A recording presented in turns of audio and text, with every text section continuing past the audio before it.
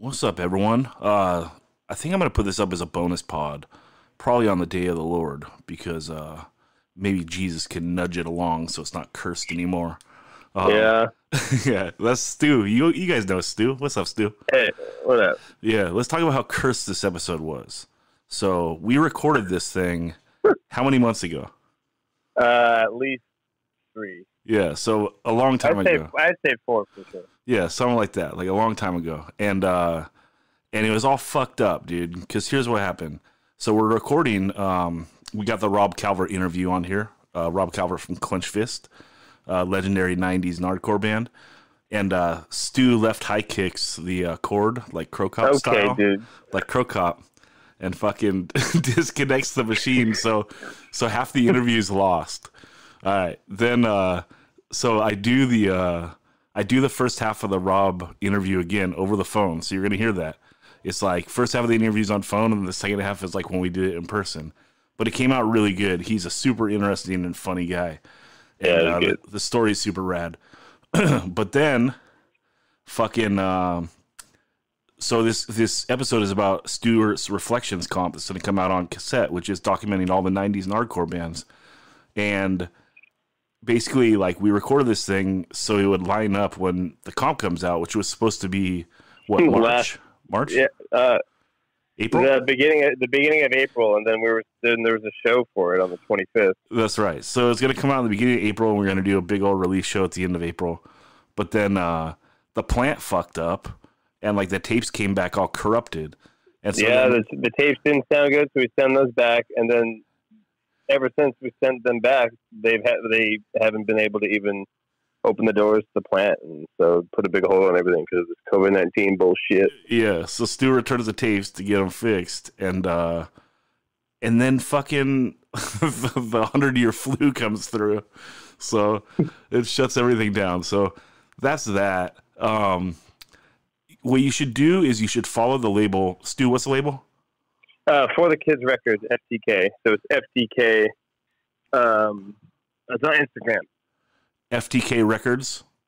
Yeah, FTK Records. Yeah, so follow that on Instagram and watch for updates on when this is going to come out. Because we're going to talk about it like it's coming out or it should be out by now. But so that's all pretty confusing. But anyway, it's a fun episode. It's talking Nardcore. It's fucking now a bonus pod. Listen to it. Listen to the Rob Calvert. You know there's a fucking story time with Forrest. This episode's fun. And shit. Yeah, and follow FTK Records at Instagram. So when this comp comes out, you listen to it. This episode's like our review of the comp, so you're gonna get it all. And you'll know from us from the episode, like we've listened to it. And it's fucking awesome. I mean, the 90s in the 805 area is so diverse. And And Fred did a really good job of putting out the localism comp, but, an LP can only hold like 24 minutes, 26 minutes of music. And, And this thing's like an hour long, right? Well, it's like, it's fucking 2 hours long because not only do I have localism bands, but also I have all these other bands that I would see flyers for, but not know who they were. And I was like, who the fuck are these bands? So I figured it all out. And kind of brought it all to light best I could. Yeah.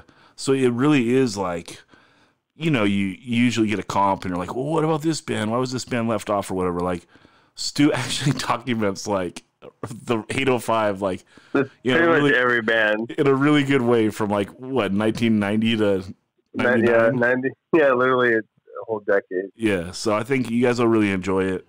And you get a zine too. And I got the zine. I won't tell you any, but yeah, I got the zines. Got 300 of them. So the packaging is going to be cool. You're going to get a cassette. You're going to get a zine. And so just follow FTK Records Instagram for this thing.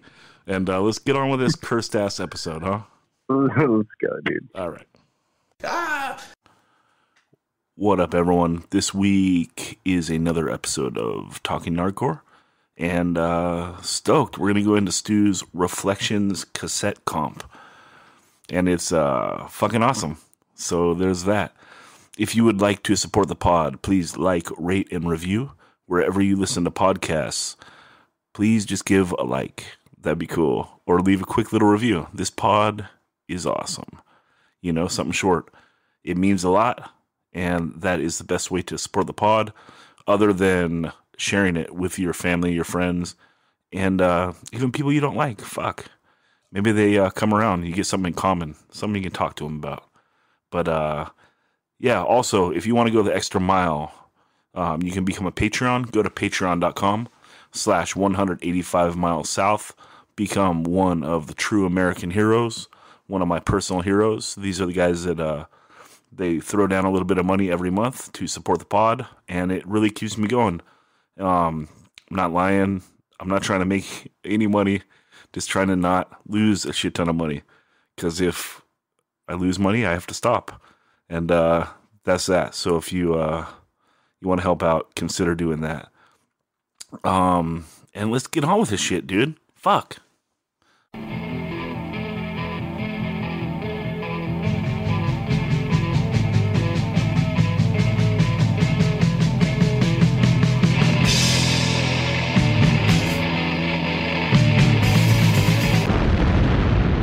"185 Miles South", a hardcore punk rock podcast.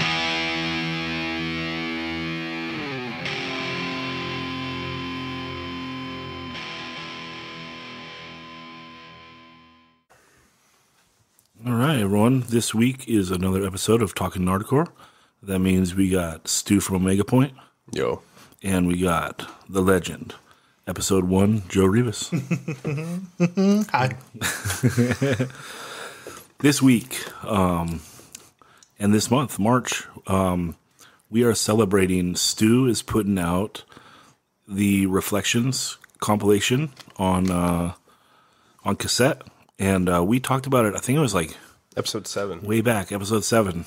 But a lot of work went into this thing, and sometimes projects take slow, but it's fun because now we have Joe, and we actually know like the whole track list, and we're gonna dig in again. And so Just go again. like none of us get tired of talking about 1990s Nardcore. So Yeah, and some of the songs have actually changed Yeah, I changed songs because I'd listened to it a few more from times. when you guys did the pod back at number 7. Yeah. So, And just more opportunities were thrown at me, like, oh, there's this band, and like, oh, there's this song, and I just like got more material and had more to work. Like, I listened to a lot more music from that time, and I was able to make it sound better and put songs that represent the bands more. yeah. awesome. And and we got more pro mics this time, so we sound better. We sound way better than that first setup. Anyway, let's just jump right in. So, Stu, can you tell us a little bit about this comp? Like, what's the format going to be? You're doing your own label? No, I'm going through a Portland Enemy-based label that has come out like the last couple of months, called For the Kids Records, FTK. I love that. And it's my homie JP, who was in a band called Strike Fast, like early 2010s hardcore band. Mm-hmm. Such a good band, and he just saw the spark in like all these kids starting these bands, and he just decided to run with it and started his label, and he's put out a few bands on CD, and he's releasing the last Strike Fast EP on cassette as well. And yeah, I think Reflections is going to be the next project for him and I. So cool. So that's coming out on cassette this month? Yeah, March. Super sick. So let's dig into the track list and get everyone's take on this stuff. Let's go. Let's start with your band, Joe. Oh, no. Oh, first song. First song, I think that it opens the comp well, because it has that. This is the later recorded Oxnard version. There's two versions, one on the Psychobiology 7-inch, and then this one's on OK. But It's on this the time demo. It's not on the 7-inch. Oh, it's on the 7-inch? Oh, it's on the demo. Too long for the 7-inch, huh? Because it's like a 3-minute song, 3.5 It's minutes. a long one. But I feel like this is the better version of the two songs. Zach, you disagree, but whatever. Yeah, we can just leave it at that. But whatever, man.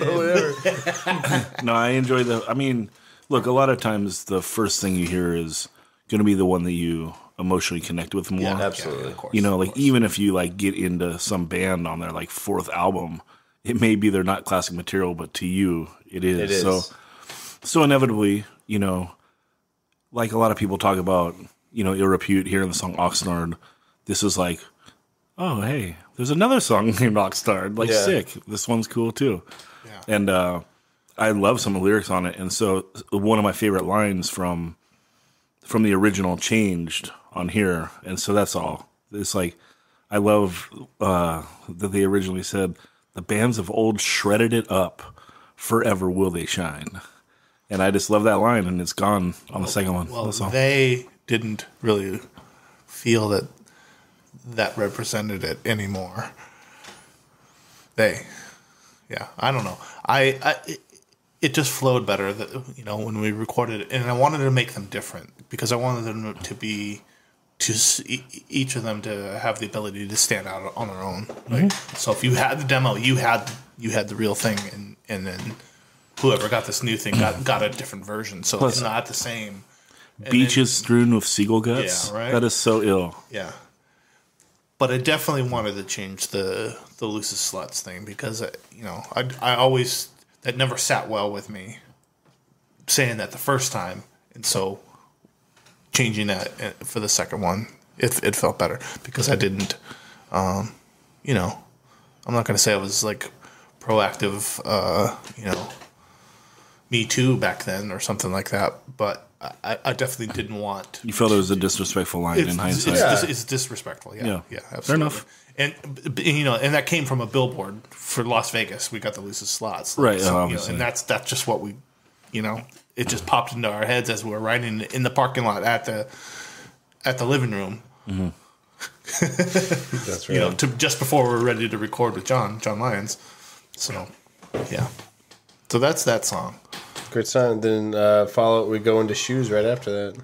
The masterpiece. Fucking love that song. And you were saying this is a Maury song. Maury wrote the music, yeah. Okay. Yeah. Maury being the drummer for the band, but he's one of those ridiculous guys that can play fucking anything. But Maury wrote the music, yeah. You know what you say? I was just to say, this is a hell of a song because Burning Dog, you guys do break out and get intricate sometimes with your instruments. Yeah. But I'd say this is a pretty, simple song as far as playing your instruments. Yeah. But the song itself is a little bit of an opus. It's pretty epic. It's a great song. Well, it's got multiple parts. Yeah. It's so bouncy. Yeah, it's so epic for keeping the playing simple. It's like an intricate song. Now I don't know. I love it. Yeah. Now the first song, the Oxnard song, we recorded it ourselves at the Ghost Chamber, and that's on the 99 record. This version of Shoes is on our Last Days. On Last Days, the Edge record. But we also have a demo of this song that we recorded, and those lyrics were also written in the parking lot with me and Justin Lorenzano, which is Forrest, Clenched Fist's cousin. Justin and I wrote all the lyrics just before I went in and sang it. So cool. they're a bit juvenile, but they were perfect because it's exactly what I wanted to what you want to lay down to portray in the song. In Oxnard. Yeah, because it was kind of a true story. Yeah, that I would get really drunk and pass out and get fucked with. It was all Oxnard rule that don't pass out with your shoes on. Oh yeah, all that stuff. But this, John and I would sneak into parties by helping, just grabbing a cymbal and fucking carrying it in. Sure. And that's how we got into the party for free. And then there was, yeah, we'd never had a car or talking beer. Talking to shit to people you didn't even know. Yeah. Yeah. Going around twice in the pit and grab a chick's tit. Yeah. Yeah. Okay, so that's a bit disrespectful, but that's pointing out, that she turned around and smacked me in my face. So, yeah. Anyway, Shoes. That's my absolute favorite song. So me too. That's a song I heard, then I realized that I like Burning Dog. Yeah. Shout out Mumbles. Shout out Cockboy. Those are great songs too. But shout out Skip Groove. It's your fucking jam, dude. And then we go into your brother's band, Boiler Man. Oh, straight into Boiler Man. Ooh. And that's the match, It's a Rivas right? family affair. I wanted that, yeah. This song is so, intense, in your face. I feel like I'm getting, pushed by it. Like I'm Yeah. getting punked while I'm listening to it. Immediately, It's it's like, just like, when you hear that shot. Yeah. it's like someone jabbing me. Like Yeah. it's moving at like a nice fast pace, but like the starts and stops of the guitar is like so aggressive, and like the little breaks and so forth. And then I actually really love this song, and this is, you know, the second half of the song going into like kind of the rap metal stuff is something I'm not a fan of at all. But You like E-Town, though? yes, it's different style. Oh, okay. But this is, I really enjoy it. Something about it, like it reminds me of like, it might remind me of like some song on one of the Tony Hawks or something that like this song. Bring the noise. Maybe the song sounds like nostalgic to me. Yeah. On like the rap part, like it doesn't sound cheesy. Like the flow sounds really good. Yeah. I love the simple guitar part with the break over the beat. I don't know. I love this song. So on this, it's Pika playing drums, Davi playing bass and singing, Angelo Miles playing guitar, and Tom Angulo was also doing backups in there. He was the other singer. They had two singers. It's the one that they're going back and forth. Yeah. Yeah. Mostly, no, actually, I think it's all Davi on this, but except Tom just does some of the backups. Oh, okay. Yeah. Yeah, I dig this big time. Great song. Yeah. Yeah, cool. Great choice, too. Thanks. Recorded at the Ghost Chamber as well. Yeah, and the recording's awesome. It is. Yeah, is it all you? Yeah. Why does the In Control demo sound like good? Because that wasn't me. It was Roger. You guys didn't want me to do it. You wanted Roger to do it. Roger. Throwing some heat. There's heat from 99 in this movie. I gotta say this, that I would go in and I would set everything up and I'd track the drums, and then I would go and get tones and everything else for them. But then Davi would just run the machine. Sure. And he did all the vocals all by himself. So Fucking geniuses. I can't take a whole lot of credit for it, except for, like the initial setups on everything. I love it. Yeah, they did a great job. Yeah. All right, what's next? Voice of Defiance. Which one? Let's go into White Names on the Black Wall first. So first 7-inch, I like the song. I wrote the bass line. It's like, yeah, I like it. It's Scoops. He's doing a song about the Vietnam War, like seeing the white names on the black wall of the memorial. So pretty good anti-war song for a bunch of teenagers. I enjoy it, and I like my bass line. Yeah, it's like the only song on the mosh part. Yeah, It's a good ass mosh part. yeah. And that shit is straight lifted. OLC. That riff is lifted. So Then we go into Born Again by VOD. yeah, and this is off the second 7-inch. It never barely came out because it was on like 99 copies. Yeah, it was on some Euro label break even point in 99 copies, and then they put some out on cassette as well. And yeah, I love this song. This is like definitely one of our best songs. I've talked in the pod a lot of times. I like songs about loving hardcore and like, the scene's alive, like the scene's thriving. Like I think that hardcore, sometimes we turn inwards a little too much and we're like trying to not be cliche. But I think if you do things well, then roll with it. And so the scene's alive. Like I love that shit. I love fucking anti-racist songs and I love fucking unity songs. Like you can't have enough of them in my opinion. So, because these are things that like everyone can agree on, right? Yeah. Like, I don't know, if you talk about like what is punk and hardcore, like what are the things we agree on? Because many people have different politics, right? Yeah. And it's like, well, But there are some standard tenets that it's like beats that we all feel. right. And you have to. I don't know. I don't. Common themes. Yeah, and maybe I'm wrong. I'm just one guy, but in my opinion, if like these are boxes you have to check. Like, are you down for like unity, like people being different and coming together and like finding something that unites us, which is this music? Like that's like an original hardcore theme, and I think it like should be said more today. And then of course anti-racism. If you're not on board with that, then we don't want you around. Kick rocks. You know? Seriously.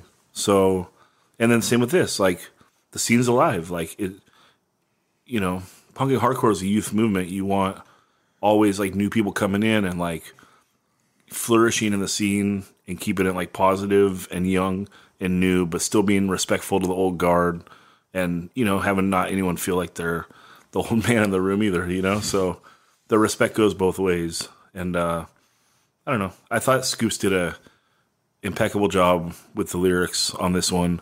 And I love the song. So good choice. Thank you for including this. Oh, dude. Let's go into by all means, Clutch, by all means. This is great. So this is Roger's first band. It's Roger, Alex, and Ryan Sholey. Alex is still around too. I saw him pretty recently. Excuse me, guys. The fuck did I see him? Oh, I saw him at the No Motive reunion. Yeah. And it's him on bass, and he's doing the backup singing as well. And then Roger's on drums, and Ryan Sholey's singing, and playing guitar. Yeah, and playing guitar. And this song is cool.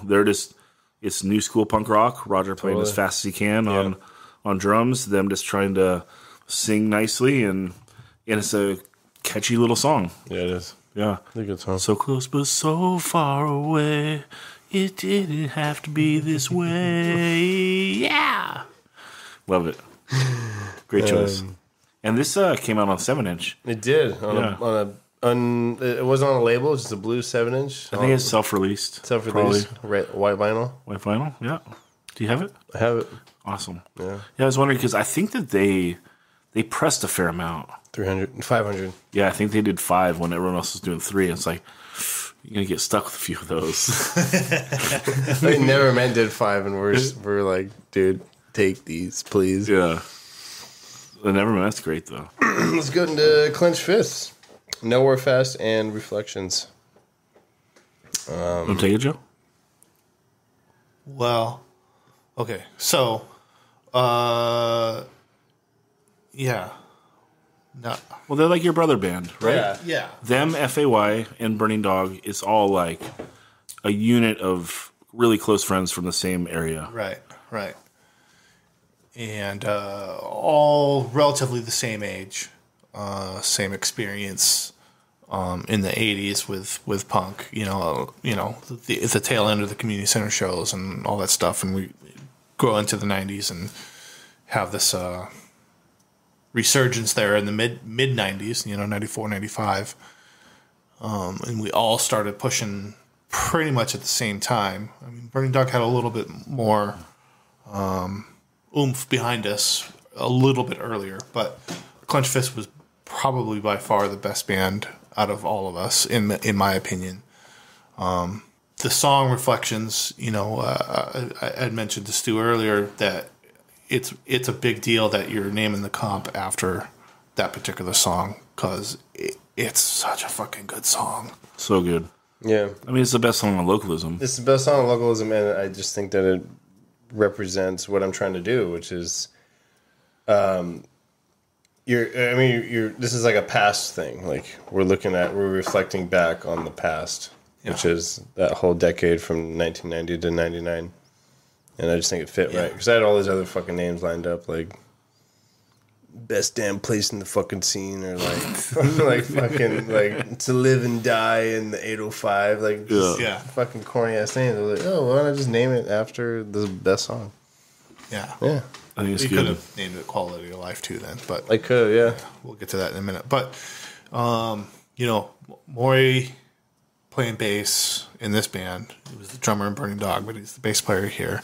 Forrest, just such a fucking amazing Brian Baker replica, but from Oxnard with his own style, influenced by Henry and Kyle and Tony, and Casillas. He's an amalgamation of all of that stuff in one, and it's pretty damn good. I mean, he's still like that. I still get this new Nardcore that's coming out. That the song he wrote, the way that he plays the song on that one is phenomenal. He's still the man. Yeah. What's the other song? Nowhere Fast. Well, just on the reflections real quick, because we joked the first time when we went through this comp, and it's just like, that song is so fucking perfect. And then he solos like, over the last part. And it's like, how can this song get better? And then it goes like this perfect breakdown. It's so hard, like, so bouncy, and it's like, oh shit, this song can't get any better. And then it's all, and it's like he hits this fucking this face melting solo, you know. And then again, you're like, fuck, dude, this song can't get any better. And then they hit the chorus again, like go fast again. It's like, ooh, like it's just a perfect song. Yeah, absolutely perfect. I just wish the recording, that we had a quality version of this. You know, the original demo was great and it sounded pretty good. Recorded it with John Lyons at the Living Room. But it's, you know, third, fourth, fifth generation tapes that it is, you know. So we get what we get with it now. Yeah. But damn, it was good. Probably the best version of the song is the one that's on the vinyl, on Fred's comp, on the Localism comp. So is this a different version than that? No. Okay. I just feel like that one was just mixed or mastered better. Yeah. Well, yeah, I mean, it's also probably if this is it's probably from a first gen tape exactly that Fred had, so it was good stuff. It was a great song. The other song, Nowhere Fast, yeah, that's how it rolls too. Yeah, you know, Forrest wrote these songs with these quirky changes that he's famous for, and you know, with the little octavey stuff that he does, and all the flourishes and stuff, and then. You know, Rob just delivered these great. I mean, the vocals, the lyrics themselves aren't the best lyrics. They're not, you know, super like, oh my god, those are amazing. You know, it's such they're a just poet, fun. But they're fun. They're really fun, dude. There's so much energy behind it. He goes, da da da da da. Fuck. 1 2 1 2. Fuck you. It's just like fun shit. Like you just that Forrest lick you're talking about is pretty ill though. Yeah. There's a serious Forrest lick on this song. Yeah. Yeah. I just want to say about Reflections too. We did re-record that, or had them re-record that, the original band in 2012. So there is a version out there if you want to hear a slightly newer version. I don't think it has quite the energy that this does, but it's at least sounds better. So yeah. Yeah. Sweet. Gotta hear it. Let's go into Repeater. So I put the two best tracks from the decade back to back because fuck it. That's how like I listened to this whole thing today, and I'm listening to it unsequenced. But for some reason, the two songs came back to back. That's tight. and I was like, ooh, like it's a fucking duel. It is a duel, showdown. And I don't know. It's a fucking duel. I would call this one a draw, but I'd say this Repeater song is. Repeater 800, off the Quality hook. of Life. Yeah, Repeater 800, Quality of Life. And, I mean, it's so sincere, right? Like, and also, like, kind of an angle that hasn't been done. So the singer was in the military, right? And this song is, like, about, it sounds like he's talking about, like, he wish he wasn't in the military and he wishes he could go home, but he's, like, trapped. Yeah. And it's, like... That's pretty much... That's a pretty rad... Or you go home just scarred from the military. Yeah, I mean, like, well, it just feels like he wants out, and it's a pretty rad angle, I think, especially with like us being in, you know, hardcore. Like people don't express vulnerability too much, and if it's vulnerability is the shit you hear is like I don't know, it's not life situation vulnerability. Yeah. It's like the way I feel about something or this or that. It's not like, oh, I'm in a situation, I'm fucking scared and want out. Yeah. Like, that's so visceral. And his vocal delivery... Dude, the vocal delivery is fucking perfect. Yeah, from going to, like, you know, kind of like the mellower shouting to, like, the big shouts. He just has so much dynamic range for a relatively, you know, he's not hitting notes, so he's singing monotone, but the range of, like, loud or soft to loud is huge. Yeah. And then, of course, Martin, the bass line is ridiculous. Yeah. The notes that kick in to like soothe the bass line down, you know, like Just him opening the song. brilliant. Just the vocals opening the song. yeah, It's Yeah. like, oh, when I heard that, I was like, Yeah. where's this band from? yeah. No, I mean, What is it's this? a great song. Yeah. It's neck and neck with Reflections as, you know, the greatest Nardcore song in the 90s, period. Well, speaking And of Pat and Max, you know, No Motive Kids in that band too, with Martin from Dick Circus and then Eddie Bug singing. Yeah, it was just a great combination of those guys together at the perfect time. Yeah. Town Place. Speaking of Martin, let's go into Dick Circus. Dun, dun, dun, dun, dun, dun. Is it Monkey? Let's go into It Is Okay first. Okay. And this is the Again, pro-gay it's, song. yeah, just the same way we talked about loving anti-racist songs. This is like an anti-homophobia song, Yeah. and fucking awesome, and pretty early. Yeah. You know, if you think about like Oh, yeah, 90, for sure. 96 to do that. There's a few bands that are talking about it in the 80s, but Of course. not many. No, of course, Yeah. but this is like Kill homophobia, kill homophobia. It's Yeah. like sick. They turn it into a catchy song. The subject matter is great. Dick Circus, for people that don't know, is male and female vocals. So like the dynamic of the two is really cool. It hits even harder on the next song. But yeah, this is fucking great. Yeah.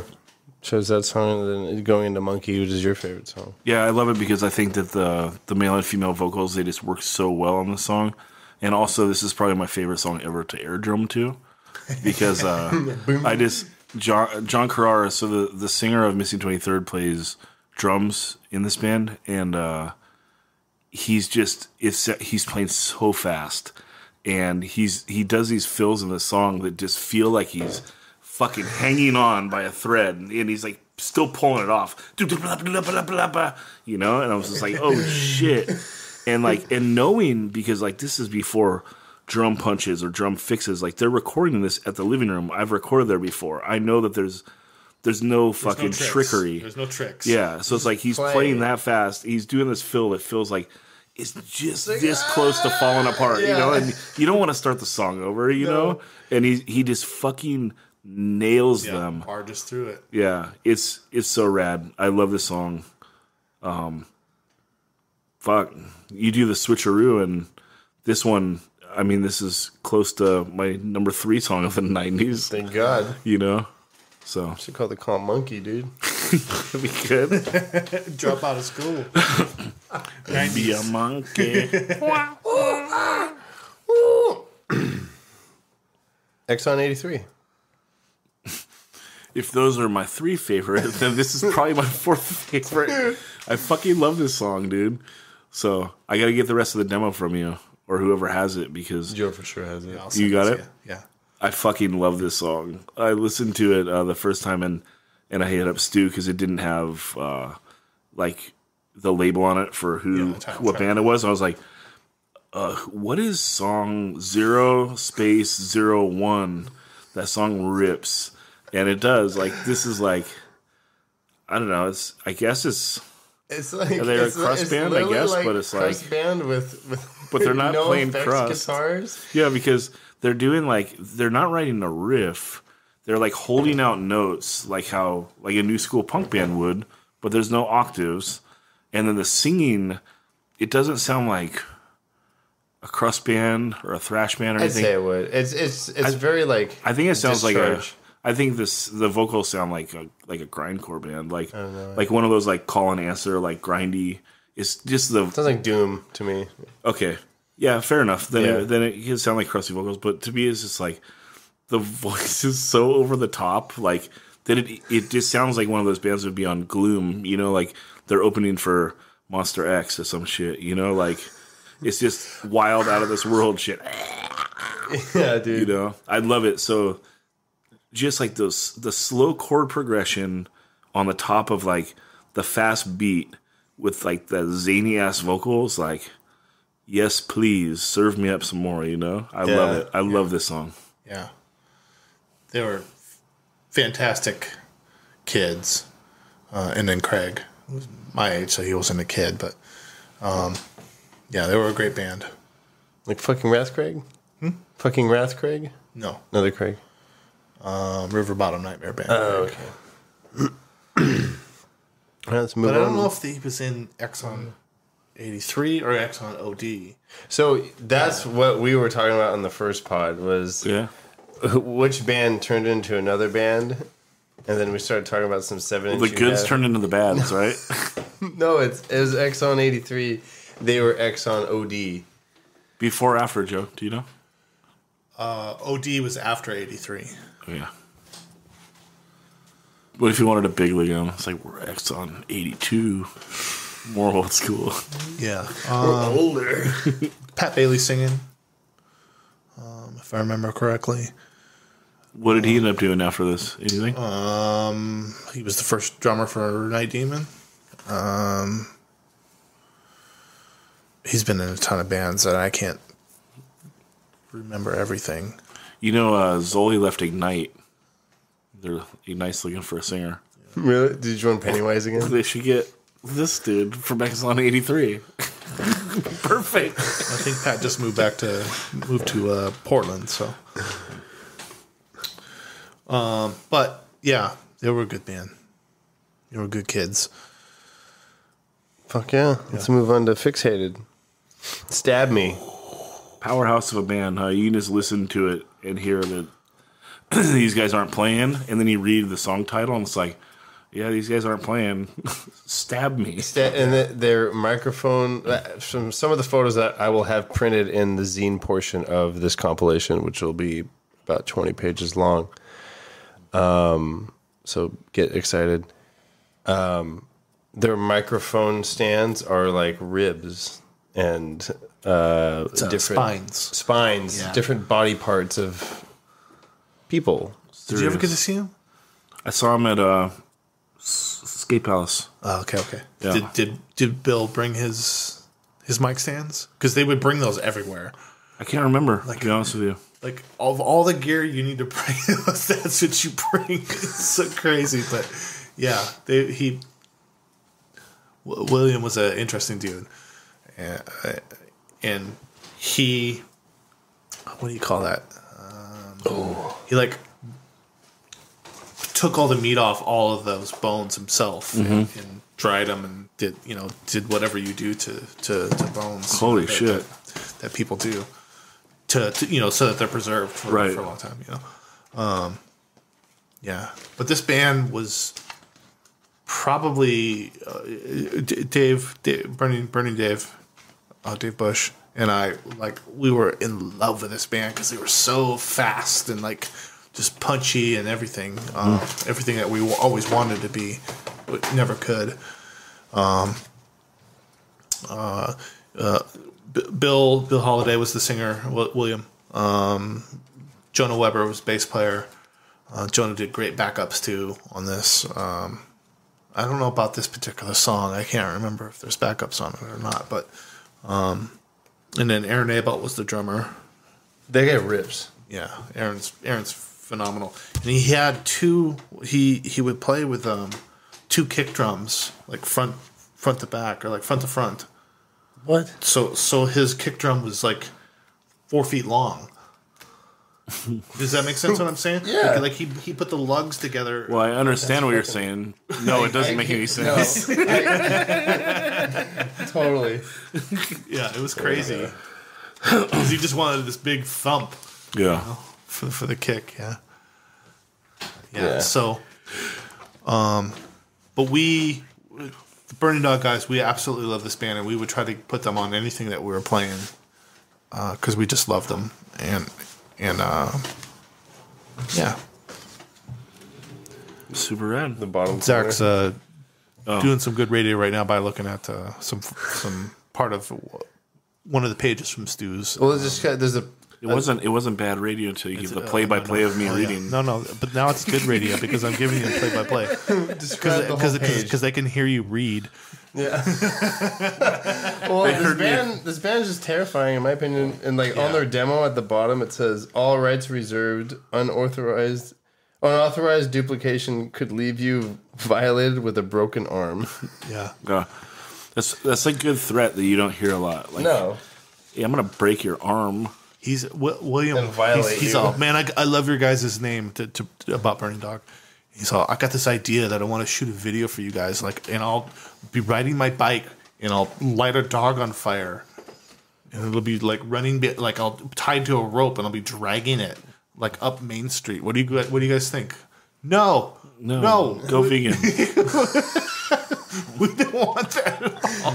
That's fucked up. Moving on. The Goods. I listened to this today and I don't remember it. What do you know about They them, turned Joe? into a different band. Weren't they the one? Other bands turned into the Goods. Oh, okay. Yeah, Goods was pretty much the end. So some of the guys from Silence Forever, some of the guys from Unabombers Gotcha. became the Goods. Okay. Yeah, What's this song called? Can't Help Myself. Okay. It's not that. I'm getting it mixed up with like the band that did Freedom. Oh, that's Unabombers. that's Okay. Unabombers. Yeah. Todd Wiesenbacher, guitarist, singer. Mike Runyon played bass, who was also in Silence Forever. And I think Kurt was the drummer. I can't remember who played drums, but the drummer, Kurt Wagner from Silence Forever.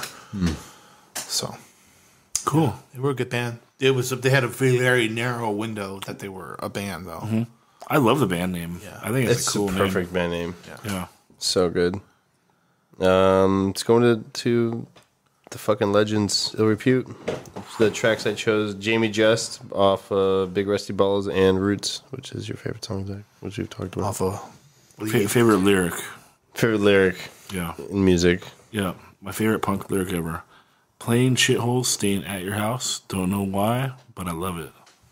And then also, it's still good, like right after that. So let them come, let them go. We stick around because it's in our soul. No school old and no school new. What we do is what we do. Fucking brilliant. Yeah. It's what a fucking song. That's Tony. Yeah, I mean, lyrically, it's untouchable. Great song, Yeah. you know? And then Jamie Just, probably one of the standout tracks, if not the standout track from Big Rusty Balls. You know? Yeah. Great song. There's other good songs on there, but yeah, it's probably the most catchy. Whoa!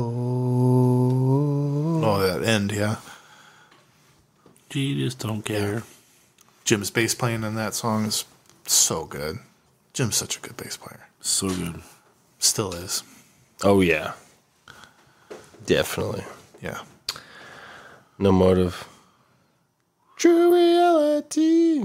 Can't fuck with this. Like, I think we talked about it before. It's like, the Motive came out with that 7-inch that was like, you know, you didn't know what to expect because you never heard it before. And then it was like, oh shit, that's crazy. And then, I have a funny story about that 7-inch. you do? I do. Go ahead. Jeremy Nardcore had a bunch of them, and he was selling them at Fremont. Okay. And people were like, "What does it sound like?" Oh, it just sounds like No Effects. And so he was just giving people these 7-inches that say they sound like No Effects. And then they came back and were like, "This doesn't sound like No Effects." Well, I can't imagine anyone being upset. Yeah, seriously. Because it's like, I don't know, dude. The closest thing is like Linoleum or fucking Lori Myers. Or just like these songs that's cranking on the do-da-da-da, Yeah. you know? That's... That True Reality song? No, the No Motive 7-inch. yeah. Okay, 7-inch. okay. Yeah. Sorry, throwing me off here. I'm like, No, but true. So I was trying to get... Stu said he had a story about the 7-inch, so I let him jump in. Thanks. sorry, that threw me off. No, well, I was just going to say, so the 7-inch came out, but you didn't know what to expect, so it came out awesome. This is crazy. Yeah. It's like... Well, because it had a ska song on it, so. Very good. But even that one went fast. So then they do the one, it's like a one-off song on the Localism comp, and you're just like, oh shit, like they're not playing. Because that song was pretty cool too. It had like a pretty cool intro, and then again, it's just lightning fast. Yeah. Then I feel like there was a little bit of like a wait, and now the wait is probably fucking 6 months or some shit, right? But when you're like a 15, 16-year-old kid, like time is more drawn out. Yeah. And so they came out with these songs, and it was just like, fucking A, No Motive, still king. You know, like these two songs are ridiculous. It's True Reality and White Cars. It's on the split with The Choice on Just Alive Records. Mm-hmm. And True Reality is, I think it's a better song. For sure. I love it. It's great. It's my favorite song.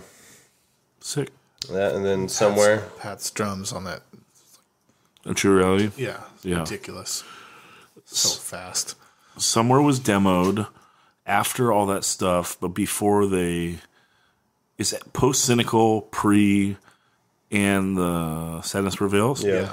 And they did a lot of demos in that time when they were trying to kind of find their sound. They did like a demo that was like a little more hardcore that Joe, you did the backups on, the Scarred for Life. Scarred for Life, yeah. And then this is like kind of just a... I think they recorded these at the same time too, though. Are you sure? Scarred for Life and Somewhere and one other tribute. Maybe. Yeah. I don't remember. But this is a more down-tempo song. Not my favorite No Motive. In fact, probably not even top 30 No Motive. I love that song. I kind of hate this song. No, fuck you. But it was, people liked the song at the time because it was kind of like... It's a transitional song because they re-recorded it, and it's just like, I think that it's a good bridge of gap in between this record that literally just sounds like... It sounds a lot like Battery, and then they go into a completely different sound of the record after that. Yeah. So... Yeah. It's got that droney feel to it, and yeah, it's good though. Yeah, let's go into Fooey. Wrongly. Take it over, Joe. Yeah, they were a band in Ventura in the early 90s. This song is pretty wild. Like, I was listening to it, and I was like, okay, I can see how this band, like, they're going for it. They're, like, pushing it. They're one of those, like, outside the box kind of punk bands, you know, like, and the singing is like he's going for like a Jello thing, I think. Yeah, I totally but then like agree. then I was like taking a step back from it. It was like, if you look at this outside like the box of like punk rock, this could almost just be like fucking Stone Temple Pilots or something. Like it's just like just kind of like weird like up tempo like rock song. Yeah, it's like here's it's a catchy. riff and, yeah, it is catchy. And I was just like, oh, it's interesting. Guitar rock is limited. Yeah. It's like, it's not that outside the box. Like, even though you're trying to be outside the box, it's like, I don't know. I'd rather listen to Exxon 83 all day than this. Me too. So. Let's move into Silence Forever. Silence Forever. Break the silence. This is an epic song, huh? Yeah. Dude, it's so good. Super epic. Yeah. More melodic than I remember. The intro. Mm-hmm. Melodic intro, and then... yeah, it definitely gets crusty. Yeah, it's... Yeah, as it goes through. I know, but if you think about melodic and crust, and this is being like, what is this, 96, 97? 97. Let's go with 97. Pretty... You could argue this is ahead of the curve. You know, I think that Tragedy self-titled year 2000. Yeah, Nash's Rise and stuff like. I think like Nausea, yeah, because Nausea and Profane Existence stuff. There was all this sounded like it would fit with that. Yeah, like it's not melodic the whole time like Tragedy, but it like there's so many songs that have like the guitar intro where it's like D, like I just think Nausea immediately. Well, because it's at the dystopian feel, dystopian society kind of thing, and that's what they're trying to set up with the song, sort of. But yeah, they were all good kids. Great vocals. Love the vocals on that song. It's been nice, trying to help Stu out with getting these songs. I reconnected with some of those guys, and it's been really cool because I haven't talked to them in 22 years, 23 years, some of them. So it's crazy cool. Yeah. Nice byproduct. Yeah. That's the point, dude. Yeah, well, that's what punk rock's all about. Unity. That's what's up. Unobombers, freedom. So I'm not that familiar with their catalog. Like, is this them doing like a joke song or? well, all their songs were sort of joke songs. You know, hey bitch, where's my crack? And you know, But this sounds like is this like covery? Like that That's freedom? yeah. Freedom. Yes. You gotta do what you say. yes, Yeah. Okay. yes, joke. Yeah, Okay. sort of. Yeah. Okay. 20 guitars. Yeah, but it was a fun listen. It was a Yeah. cool song. Yeah. Buck. Buck. So I just want to mention his name and rest in peace, buddy. All right. Buck shit up. Do you think that this is the song that he should have chose? Do you think that there's a better Unabomber song? I would have chose "Hey Bitch, Where's My Crack," but I don't think it's I have just that- I don't funny and think I have that ridiculous. song. But yeah, well, this is still a good song for them because I think it perfectly represents what they were all about. So Okay. it's perfect. Yeah, yeah. Hey bitch, where's my crack? Sounds fucking good though. Dude, it's so ridiculous. Fletcher, Black, Todd. I don't remember who played drums in this. Maybe Todd. I can't remember now. It's been so long. Go. Next one. Fucking Verminicious Knids, Barbecue. Take it over, Joe. Cool song. So back in the, no, you don't want me to do that. We were making Who a was joke the about third base player? The third base player would technically be Bobby, but then it would be Bobby a whole- Q? Bobby Wilcox, and then that would be a whole different band, which would be Shout out Bobby Wilcox. Coathanger Kids. Okay. So I'm the second base player. First base player is Tattoo Howie. Anybody who gets tattoos in this local area probably knows who Howie is. He's an excellent tattooed artist. But it's the Rhodes brothers, Dave and Jake, and the singers, a girl named Molly Floyd, who now lives in San Diego, and me. And this recording is me playing bass. So Sweet. I'm gonna say this is '93. We did this. Did the recording. No, it's got to be 94 because the living room was going. So we recorded it with John. You So. guys toured off this. We did some like California tour shows and stuff like that, and Reno and a couple other places like that. We never went further than that though. Okay. You're just far, dude. Yeah, well, no, yeah, 12 hours drive or something like that, right? Yeah. Plus, we got stuck on the way back, coming back from over Donner Pass, and it was snowing really bad, so they stopped us. It's like the one place you don't want to get stuck. Yeah, It's like, Donner Pass. Yeah, I know. What happened to the last people that got stuck here? Exactly. Can't be that bad, right? We were there for like twice. We were there for 6 hours sitting in the car, just snow. Because I guess like a truck's like jackknifed and through, whatever their payload was all over the freeway, so you couldn't even drive through anyway. So I had to wait till they cleaned all that up in the snow. Yeah. And then I had to be work at 8 o'clock that next morning, and we left the show at 2 o'clock or it was murder. Fuck. Yeah, sucked. Anyway, it was a great band. We had a lot of fun, and then it became Molly moved to San Diego, and that was the end of the band, and it became Coathanger Kids, which we'll get to here in a couple more down. We will. But first, Whereabouts. Album art with your handsome face on it. Battling the Nothing. Yeah. Opening track for that record, too, by the way. Yeah. Also known as IAN.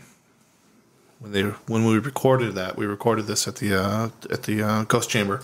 They Why does the controlled demo sound this good? because I did it. Me and Armo did this one. At the there's like a break in the song, and it's 1, 2, 3. Yeah. But Ian played it fucked up, the drummer. So it's 1, 2, 3, like half a 3. Yeah. So I had to count them in, like when Armo's doing the stuff. Yeah. So I would count, when he's going back to do his guitar. So I changed it to IAN, Ian. Oh. Little joke. Sorry. No, that's cool. Sounds a lot. They were a great band. They sound nothing like any of the other bands on this. I want them on there. Yeah, but they were fantastic. And now, Armo success with, Night Demon now and the Captain's Quarters and everything he does there for the studio. And Yeah. Kelp. Well, that's pre whereabouts. Yeah. It doesn't sound like any songs on this comp, but it sounds a lot like No Motive. Yeah. This song, in my opinion. Yeah. Yeah. I guess so. Yeah. I mean, well, there were, brother bands. Those Yeah. two ended up being, so interrelated. Yeah. Sounds like Far and Yeah, that I would say that more what it than sounds like, anything. Far, Yeah, because Johnny was really, really into Far too, so it makes sense that Yeah. that would be. So, I fucking hated Far so bad. yeah, Oh, it was you that hated them? Well, I think that Jonah. Yeah, a lot of us that went to shows at that time weren't fans of Far. Oh fuck. You gotta understand, when you went to shows at like Showcase Theater and there was like no ins and outs, and you gotta watch some of these bands, you really don't like them. It's like, and the bills would be kind of mixed. I can't remember what show Far was on. We're just like, oh my god, like get the hate breed or some shit. It's like, no, I don't know. I remember seeing a flyer for a Far show. It was like Far, Rainchild, some. I think it was Far and Snapcase or something like that. But I would like, Yeah. I'll lump Snapcase right in with Far. So You don't like them. Oh, you don't like Snapcase? not really. Dude. All right, One Track Mind. I'll never learn. What do you think about that song? I thought the drumming was amazing. Drumming is nuts, dude. Yeah, so this is now I think he got all his mojo from stealing Tony's cymbal. Made him that good of a drummer. We still this is that we're still coming for it, fool. Dude. We're still coming for it. There's videos of them playing, and he looks significantly younger than anybody else in the band, and he plays so fucking fast. Dude, I don't remember it from like back then because like there was guys, obviously Pat had such a reputation for being like an insanely fast drummer, and then like Danny Walker was playing by this point too. God, dude. And it's like he had a reputation, and I never remember hearing a fucking thing about this drummer. And I was listening to it today, and I was just like, oh my god. It's like, unreal, dude. This kid is so fast and good and like clever, and yeah, it's just rad. This song though, it's like it's 4 fucking minutes for like a melodic punk song. Like, I know. Wrap it up, dude. That's pushing it. Yeah. He's the 90s. I don't know. I think you should almost just blow the song up halfway through the middle. Yeah, explosion song over. Just out the tape lead, like. Oh yeah, I could just fade it out myself. Yeah, you could, because I mean, it's literally just the song goes twice. I think. Yeah, Like there's no point for it being twice as long. They're not building up to some shit. the chorus is that good. Well, that's the thing though. Is like I do enjoy every part of this song. Like this is a pretty good song, but it's just like 4 minutes is excessive. Yeah, It's not right on the Ancient Mariner, you know. Okay. Minute 30 off, and it'd be good. Because 4 minutes is a lot. I mean, like 2:45 is like pushing it. Like, dude, you know. And it's like, oh god. AAO, Against All Odds. It's my life. I would love if you cut the song. It's my life. Yeah. This Oi, is oi, us, oi.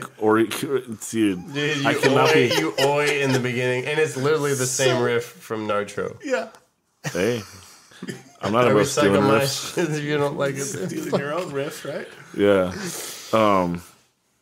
Yeah, I could not be more embarrassed by the oys, especially because like I You sound definitely. so happy when you're oiing. I think that they talked me into it because like they were all huge like NoFX fans.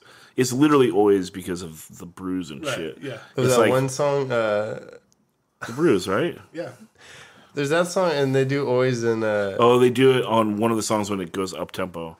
Yeah. Yeah, like Bob, Kill the the White song Man or Bob. something. Yeah, No, Kill the on White Bob. Yeah. It's on. Yeah. It is on Bob. Oi, Bob. oi, oi. Is that a time you got got a new identity? 62 old air cushion boots and a girl who rides a scooter to take him out of town. Yeah. So the No Effects pod that we're doing tonight is. I mean, yeah, that's like those always are so embarrassing because like it's straight coming off No Effects shit. You know, it's like Yeah. oh, But you're bummer. kids, dude. We're kids, and also I have that line on there: 1,000 people die on a jet, but marijuana hasn't killed one person yet. Yeah. Jets don't hold 1,000 people, dude. I know. But see, this is a great example. This is a great example of pre-internet, dude. So like you don't know. Like, okay, am I gonna go to the fucking library? Yeah, you are. Like, I'm gonna go to the library and find out. Hey, how many people ride on a jet? So I don't fuck this lineup. No. He's like, dude, a jet, it holds a shit ton, a.k.a. 1,000.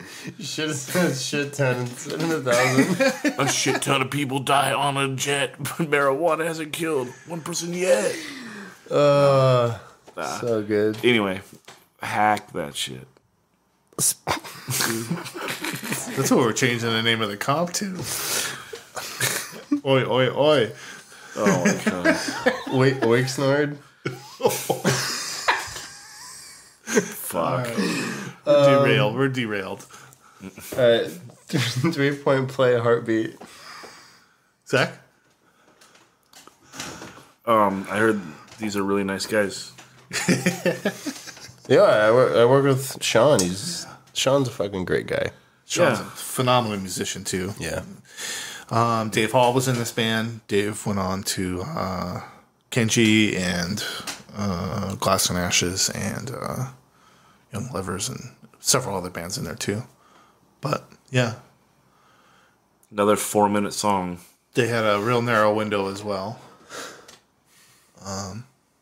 So, yeah. Yeah, just like melodic, Shai Hulud tinged. Yeah, that was their main influence, Shai Hulud, too, if I remember correctly. So, Yeah.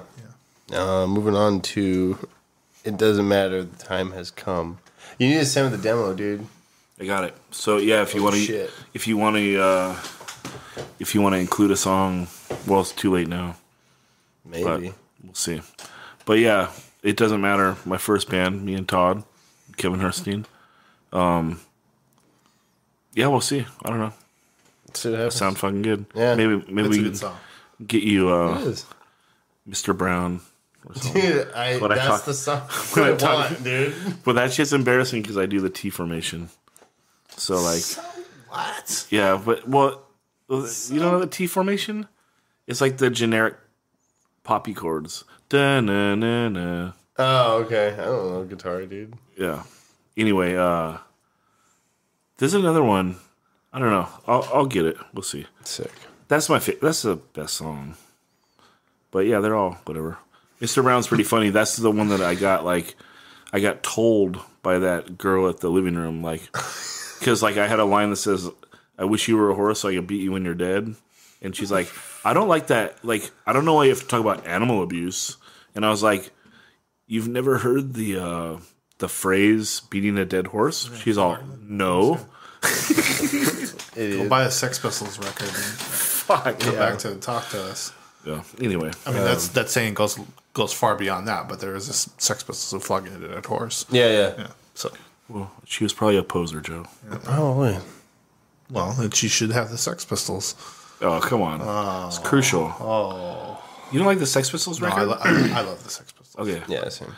No one can be too cool for that record. That's like I don't like that. That record rips. Yeah, well, flogging a dead horse is on the movie record. Yeah. Sid and Nancy. Oh, yeah. No, No, there's another record. Great Rock and Roll Swing. Oh, okay. That one, yeah. Yeah. But anyway, All right. More there's of a your, lot of trash on. more of your bands, dude. Go. Stand your ground. Okay, so what you got? What song? We got Bound by Honor and Where It Ends. Okay, and so Bound by Honor, you took the 7-inch version? I did. That's the better version. I agree. Although people really, at the time, liked the Stand Your Ground intro on the demo, I don't think it was a very good intro. We covered that intro. Ding, ding, ding, ding, ding, ding, ding, ding, ding. Actually, that's pretty good. It's just it goes for a little too long. I think Rob and I were listening to it. We were listening to Outspoken, and we looked at each other because it was literally that. It was like a riff from that. Yeah. Well, yeah, a lot of that doing. But it's like if you listen to all my songs, I do that on almost everything. But I didn't write obviously Todd wrote the intro. As he wrote everything for Stand Your Ground. So, Bound by Honor, whatever. It was the hit song for the, like, I guess the band. Or the first iteration of the band. I guess that was our most popular song, period. I joined the band for the 7-inch. I was not on the demo. But the song is, like, a little too close to 10-yard fight. Like, Sure. I don't know. It's the last thing before Todd like got, I think, to be a good songwriter and like getting into to write Where It on his Ends. own. Yeah, which is probably the best song on that. And hey, need I add that this is an unreleased Stand Your Ground song? Yeah, so it's an unreleased Todd Jones song. Yeah. So that's pretty awesome. This demo never came out. We didn't really want it to come out. We kicked Aaron out of the band, and then like the band broke up, and it was just like, I don't know. Some of the songs from this last kind of demo sour. became Some of the lyrics, one of the songs from this demo became an In Control song. Yeah. And I took a set of lyrics off this and changed the music for another In Control demo song. But yeah, this is the first time it's coming out. And, for the people that had ever heard this before, most people think that this is like when Todd starts writing really good songs. And this song is probably my favorite of those.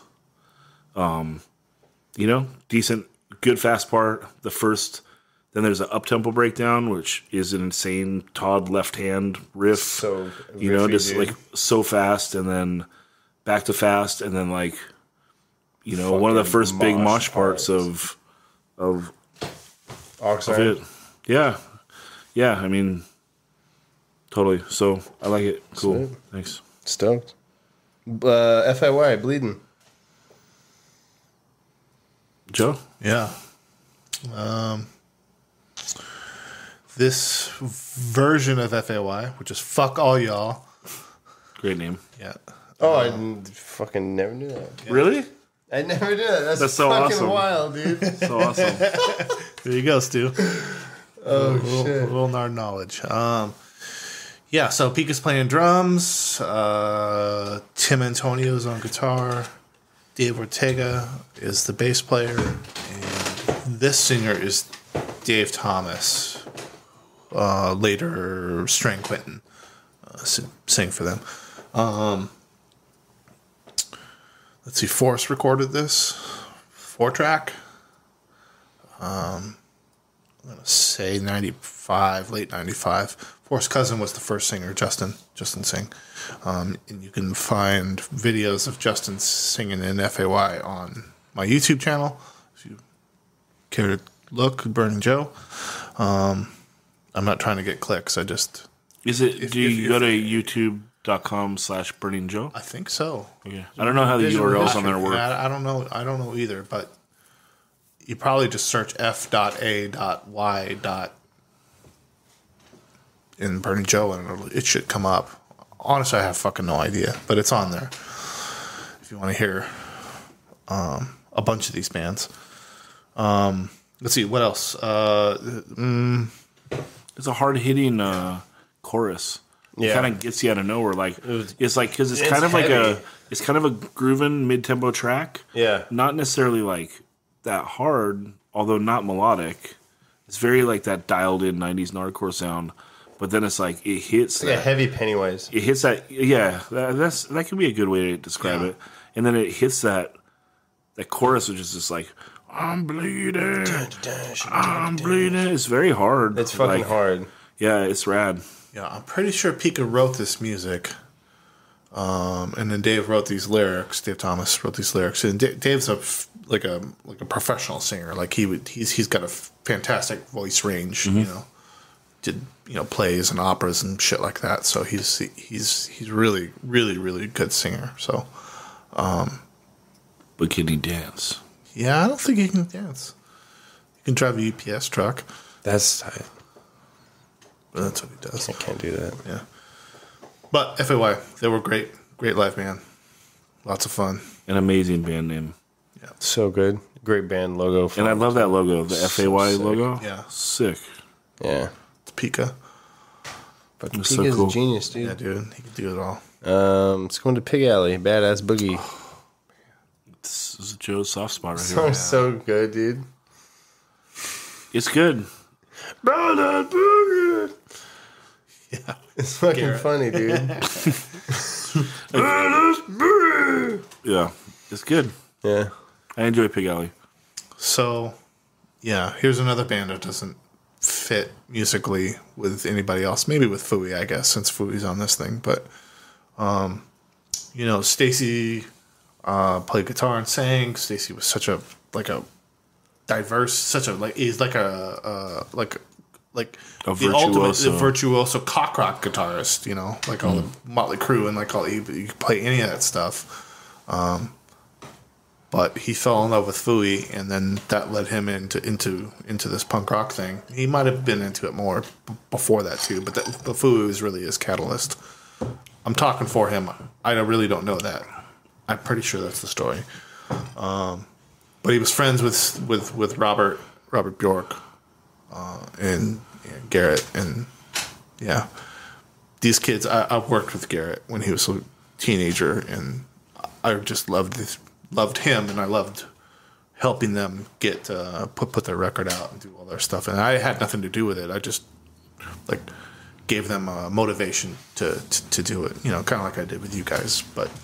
Yeah. Because I worked with Garrett, it was more direct. Like I had more direct influence on it. So, And so for the people out there that are interested in Pig Alley, they're one of the bands on here that has. They're another one that has an LP, so you can search Pig Alley on Discogs and find it. Rock and Roll Mafioso, I believe. Mafiosi. Yeah. Yeah. Mafiosi. Yeah.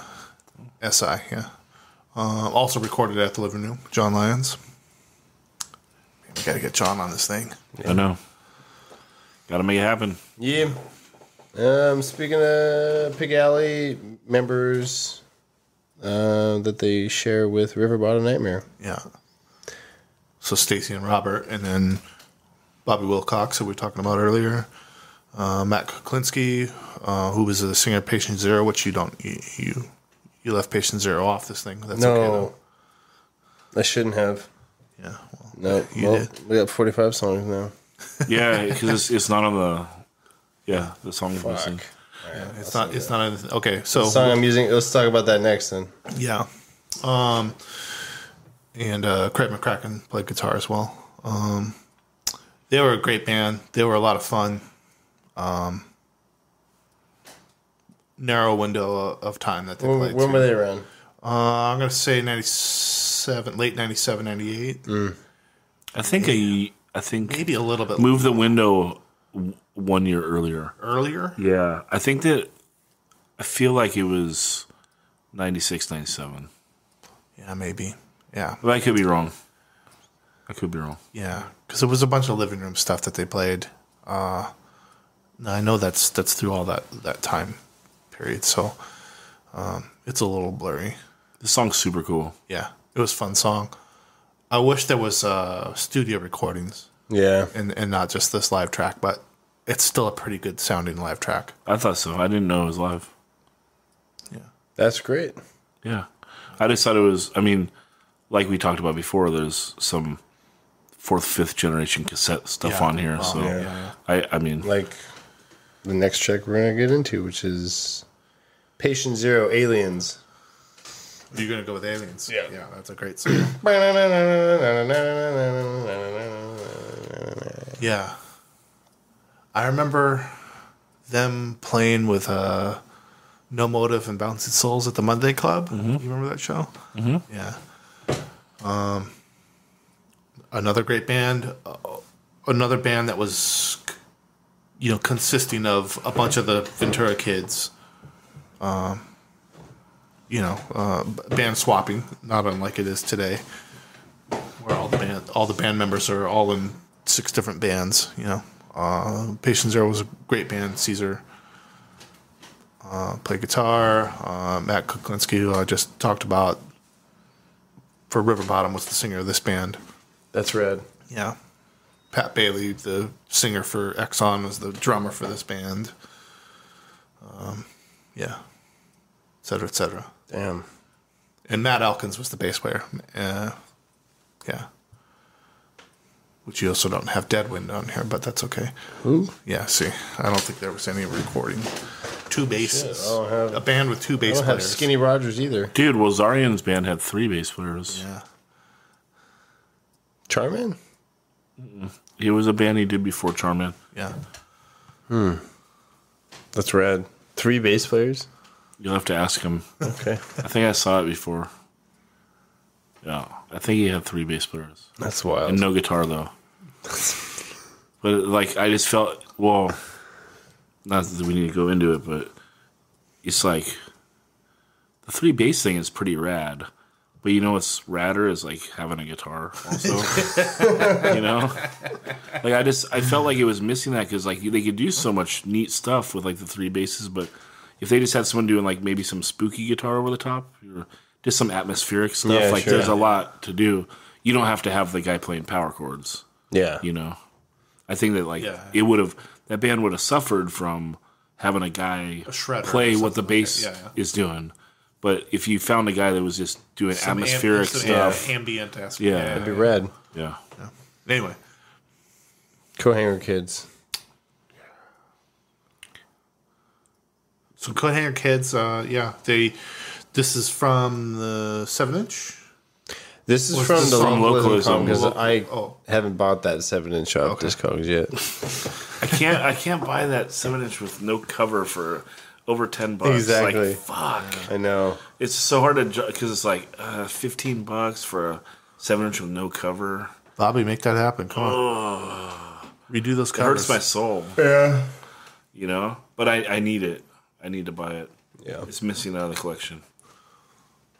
So this band is a melding from Vermicious Canids into this band with a different female singer and then a different bass player, which is Bob Wilcox. I was out. Bob was in. And then also on guitar, so Dave Rhodes played guitar, and then also Tony Lopez, who was the guitarist, one of the guitarists in Dick Circus as well. So, a little history. Yeah, they were a good band. Great band. Yeah. Great songs, super cool. Super cool song, and they call themselves Tardcore. Yeah, Can't do that anymore. No, but I thought that was pretty funny. probably couldn't get away with Coat Hanger Kids either, and all the they like Dave like stole all these posters from anti-abortion people, like in front of Planned Yeah. Parenthood. That Yeah. went and jacked their posters from them. Yeah. And like that was their set design stuff. Holy shit. So cool. That's punk, dude. Retail price up for bid. The next song. Fucking love this song, dude. Yeah, this is why It's a rageor. This is one band that I wish John C. had been able to come sit with us like we had hoped, but He knows a lot about that. He likes Yeah. that band a lot. well, because Mike Carter was in this band too. Later, all the other bands that he's been in, Missing 23rd included. But I don't know any of the other people in the band, so I don't have a lot. But I did see them several times, and they were always great. And this was I think the singer was British too. yeah. Oh, was Shannon the singer of this band? British, yeah. Well, then I do know other people in the band, but Because I have a lot of material from this band. yeah, The guy played guitar and sang, right? I don't know. Oh, I don't know. I felt like I saw him. I thought- a couple times. Yeah, I think you're right. Because there's I retail have some- price there's and some then photos retail. of them. There were 2 bands with the same sort of people in it. I can't remember which one was which at which time, but I could be confusing other stuff too. So I don't know. Killer track. Yeah, Yeah. Destroy Babylon, Slavery Through Poverty. The song fucking rips. Danny Walker. Danny Walker, enough said. Yeah, Just so fast, D-beat style. Like, kind of like Profane Existence-esque hardcore punk. Killer band name. He's a fucking Yeah. dope band name, dude. Chris Hagen playing guitar. I think it's Gary playing bass, but it might be Nick Manassian, Yeah. the fucking Wrath later. Fuck yeah. But I don't know who recorded on bass on this, but it's definitely Chris playing guitar. Yeah. Rainfall. Untitled. I can't find the title. I reached out to Pat to find out. Pat played drums in this band. Pat Bailey. Cesar Tafoya was the guitar singer. And I can't remember who played bass. Somebody also told me that Jesse Jenny played guitar, just Stop Breathing and whatever else Jesse's been into. Yeah. So, yeah. Good band. Yeah, melodic. Scramsy, screamo. Screamo, yeah. Hardcore. Early. Yeah. Early rendition of that. Early, yeah. They were trying to, all those crusty kids were trying to get, not trying, but melody was coming into their songwriting finally. So that song is a product of that. That's awesome. Yeah. But that band is a product of that because that's like, I'm going to say 99. Oh, yeah. Makes sense. Timeline wise. Yeah. Another 4-minute song, right? Yeah. Yeah. Let's go into a song that's not 4 minutes. Peter Pan's Army. Genocide. Sick.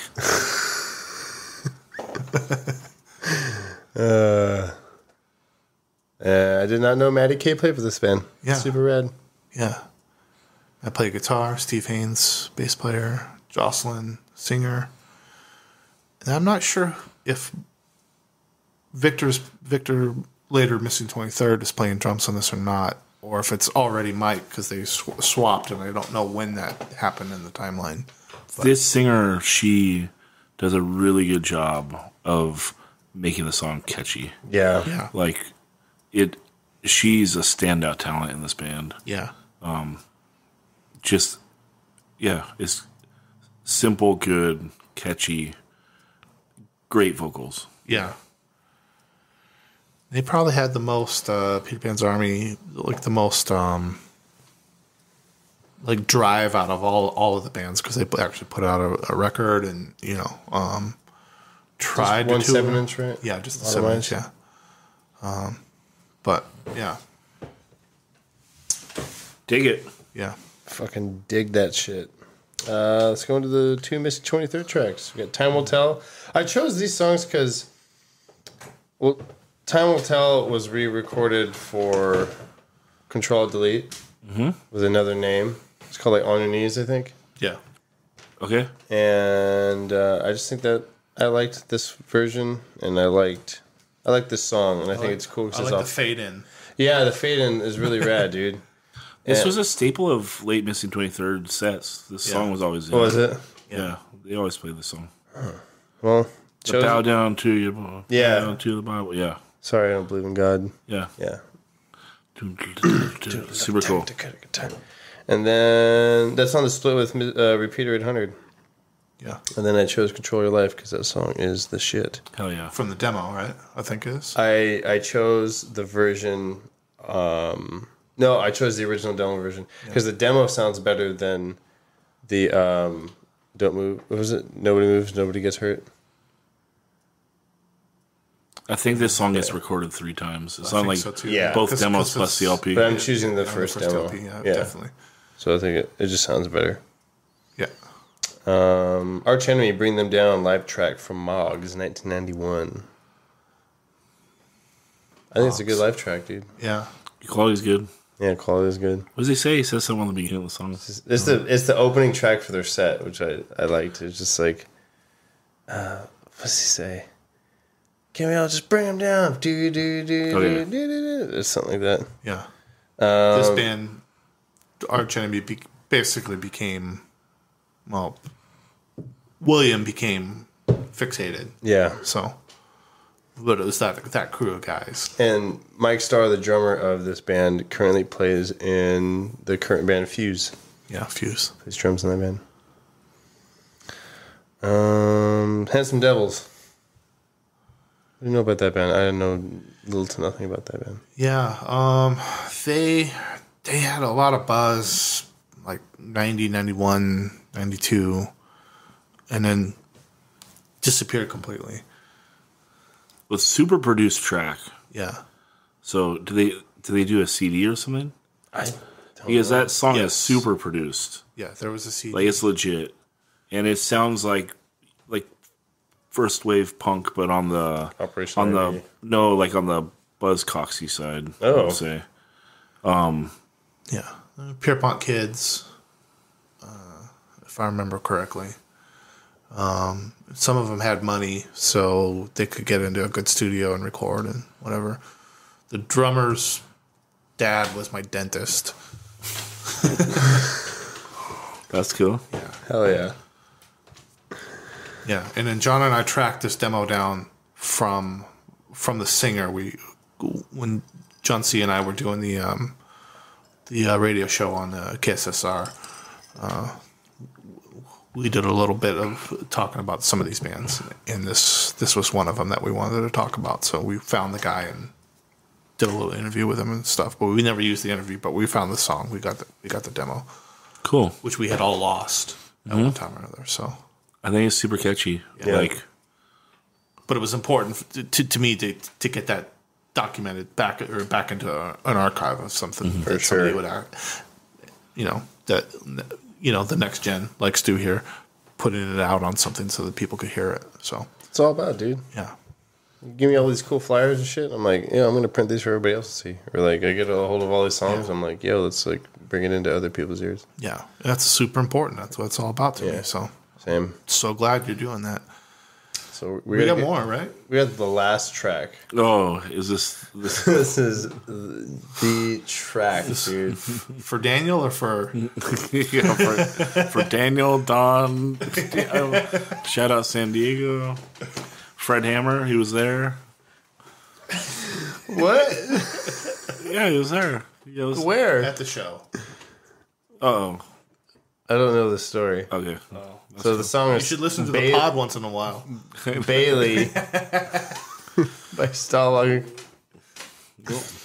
All I know is that they played it at Showcase once. That's all I know. Yeah, it's that story. But Great song. Such Stalag, right, Zach. Stalag, not Stalag 13. Stalag. Stalag. Yeah. And the song is Bailey, and it's long. It's good. We're gonna shit on this song for being long, but not there's so many like even that last song. Shit, I said it's long. It's good. It's long, but it's good. It's fucking sounds like Aerosmith. I like the first lead a lot. The first lead's so good, dude. So good. But yeah, longer song. But that wraps it up.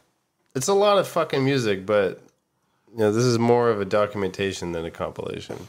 I listened to it today on my drive, and it took me from the 405 where it meets the 101 all the way to the what exit is this right here? Main Street exit? California.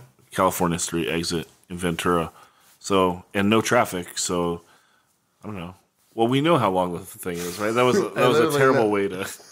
I guess I could have said it was 90 minutes. It's an hour and 50 minutes.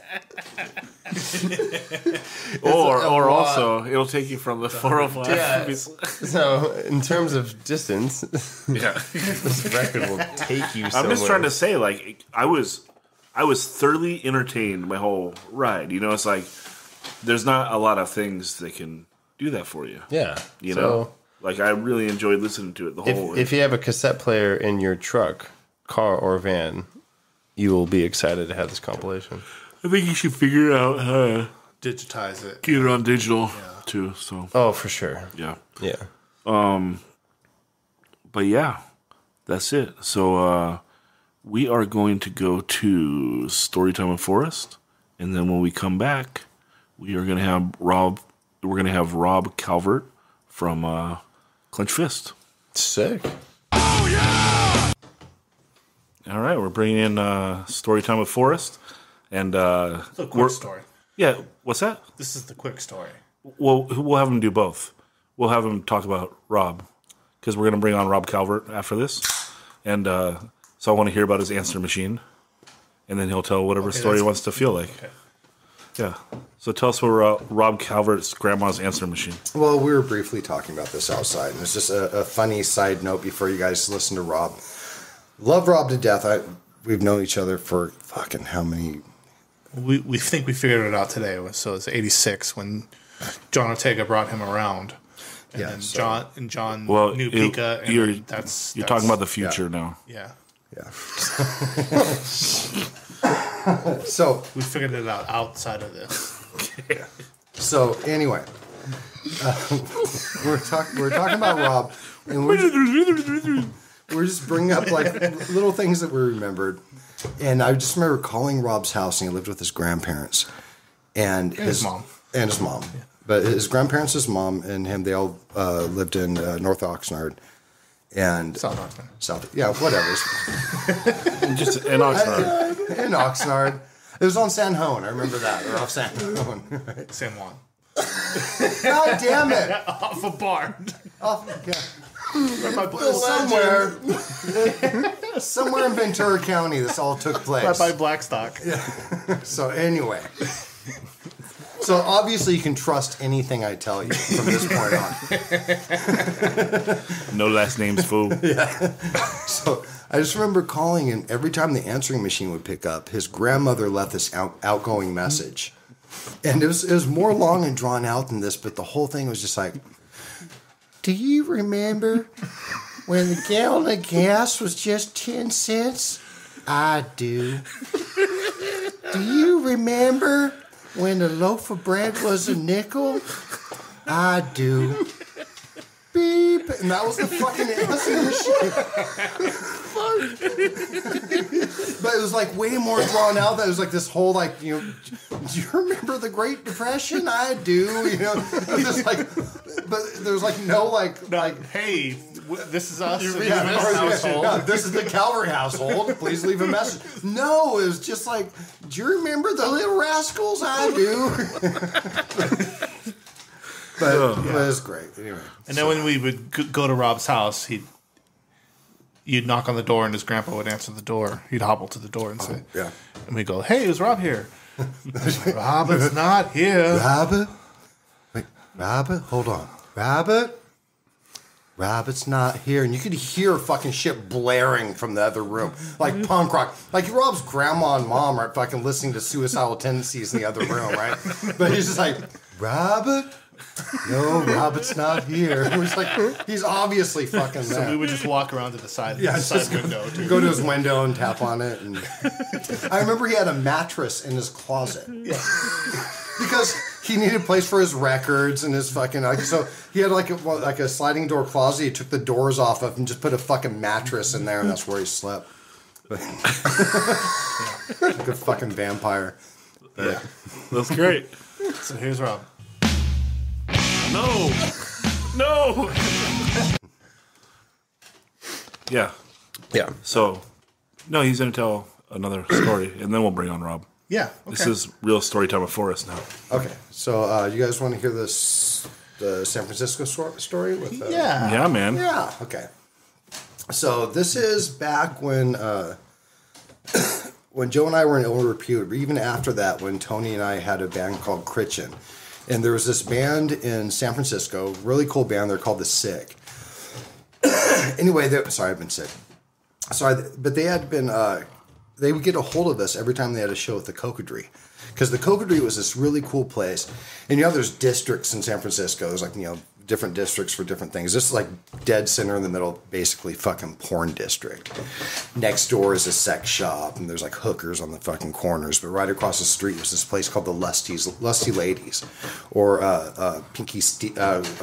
Stinky's Peep Show. It's right across the street. It is the only place where you can go in, and you drop a little quarter in a slot, and a little window comes up, and there were girls dancing on the other side of the window. And you see these girls in there dancing, and but we had like all the booths were side by side. It was everybody from our band and everybody from The Sick, and then right between Tony and I was a regular, just like some random guy. But I didn't realize that behind the dancers, the whole wall was a mirror. So Tony's like tapping on the glass, like trying to get my attention. Yeah. I'm not really paying attention. Like the thing is, like, the window would go up for like 10 seconds. And as it went down, if you didn't get your next quarter in, they walked away, right? So you're like, and if your quarter fucking fell and hit because you didn't want to touch shit. You didn't want to touch the wall. If you try and like throw your quarter into this fucking slot, if that thing hit the floor, you'd be like, "Fuck it, lost a quarter." Right? You're not touching jack shit. When you walk in, there's like a box of fucking tissue and a bottle of Jergens. As soon as you fucking walk in there, and just like there's people mopping the walls when you leave. So you try to toss your quarters in there. Yeah. So, but the thing is, you're in this little booth and you feel like it's soundproofed because, like, you have like basically bulletproof glass in front of you between you and the strippers, and you're in this little booth, and you totally feel like the whole thing is soundproof. So because music's blaring. Yeah. There's you totally feel like nobody can hear you. Yeah. So Tony's tapping on the glass. And finally, I look behind the dancer and I could see Tony. I swear to God, clear as day. He goes like this, like, "Hey, that guy's jerking off!" Like fucking as loud as if he were just to yell in my fucking ear. Right? There's no soundproofing whatsoever.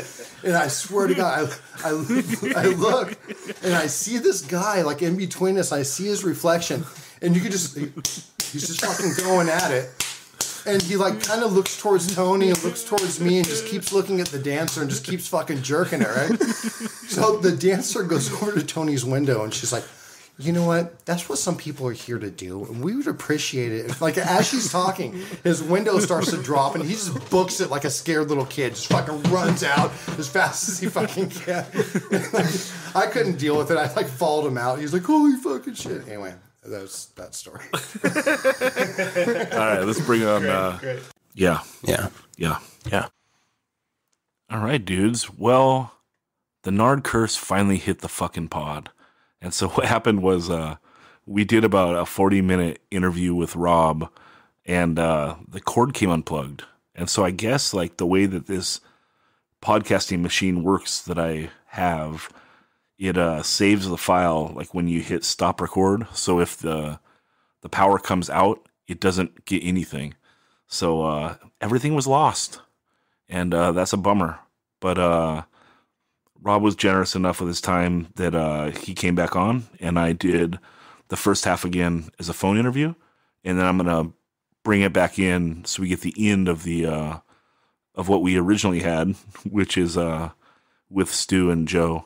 And because I liked it, I thought it was sincere. We talk about Rob getting sober and some heartfelt moments with episode 1, Joe Rivas. So that couldn't be replicated on a pod where I'm just doing with Rob. So I wanted to keep it because I think it's really positive that when you talk to Rob, he's an awesome guy, and he's someone that struggled with substance abuse problems and went in and out of jail like he talks about, and he's been clean now for over 20 years. And I think that for some people, that's a really inspirational story that they should hear. And the way that him and Joe lean on each other, I think is really cool. So anyway, gonna bring on Rob Calvert right now from the band Clenched Fists, and we're gonna do this interview, man. Hell yeah.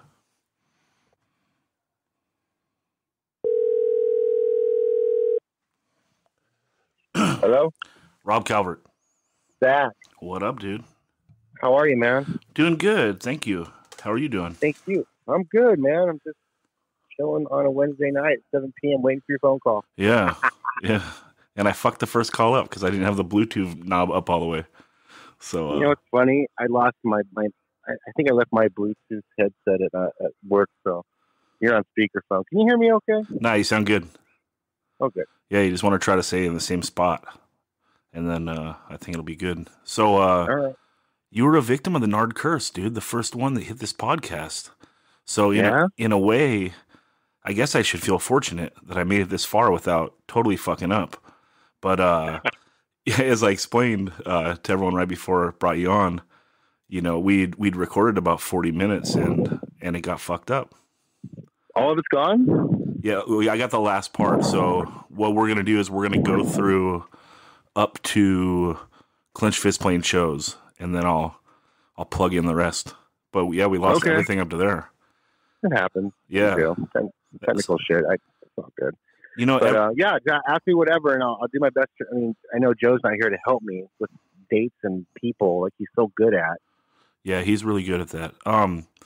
Well, you know, most people want a second shot. They always hit me up right after. They're like, fuck, I wish I would have said that. I wish I would have said this. But I think our interview kind of knocked it out of the park. So it's kind of a bummer that this is the one we get to do over because it was pretty great.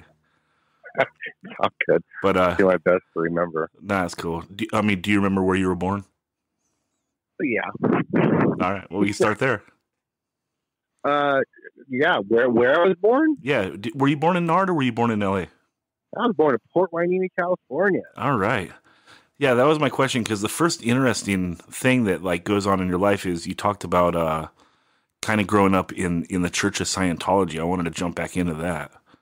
Okay. So was that always a part of your life? Like, were your parents already in it when you were born? No. The way that worked out, just briefly, only reason I'm in California is because my mom and my dad, right, Mm-hmm. had sex in like Buffalo, New York. I probably would have been born in Buffalo, New York, but my dad was in the Navy, and he was transferred to Port Hueneme. He couldn't even pronounce it. He was like, Port, who know what? Yeah. Tell my mom, and so I was born there in 1970, December 2nd, 1970, right there in Hueneme Base, and 5 years old, we moved to Oxnard, down in South Side, not far from where, Joe Rivas lives, and Dobby and the people like that, and the Winsteads, and then I grew up from like 5 years old all the way to like, going like on 14 years old. My mom started going to these classes. I just stopped seeing her. Like she'd come home like super late. I'm like, where are you going? She's like, oh, I'm taking these classes with the Church of Scientology now. I'm like, what's up with that? You need to take me then because I don't want to sit at home. Yeah. I was a latchkey kid, you know what I mean? Sure.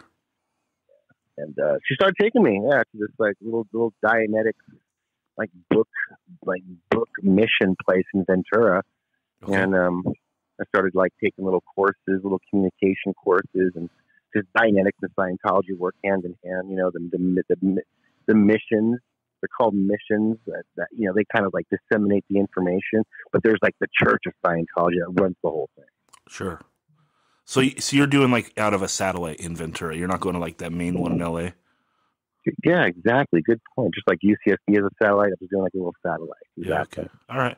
And so another really interesting thing about this time in your life is you're really young and you fall in love with a girl, right? Yeah. So what happened was, briefly, L. Ron Hubbard, like the founder of Scientology, like he died, right? Okay. But they didn't make it out like he died. They made it out like he had passed on to the next like operating Satan, which is like call them OTs, operating Satan, where your spirit can leave the body at will. Okay. Right. And so like he passed on. There was this big event at the Hollywood Palladium where everybody was like, all these like Sea Organization members were dressed up. So CSEA, like cause they used to be on the ocean mobile and ships. Mm-hmm. And all these Sea Org members were there, all dressed up in like these military like uniforms, like dress uniforms. And I was impressed. I was like, wow, this is like a naval academy or something. Yeah. It reminded me of seeing my dad when he used to come home drunk wearing these like really nice uniforms. I'm like, what's that? Like, oh, that's the Sea Org. That's who runs everything. And I was like, I want to be part of that. Yeah. So, there's that familiarity. There's a familiarity to it. Totally. Yeah. And they brought a recruiter down, and I signed the billion-year contract.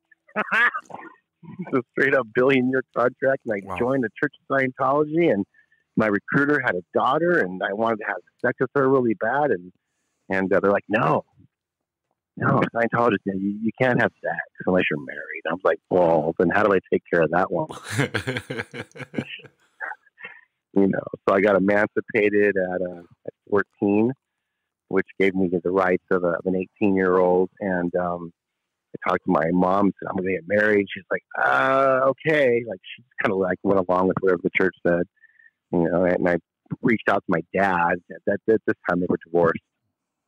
Reached out to him in Virginia. I'm like, what do you think about that? He's like, no. He's like, you shouldn't get married until like, for you, like 30. I'm like, whatever. I don't need your permission anyway.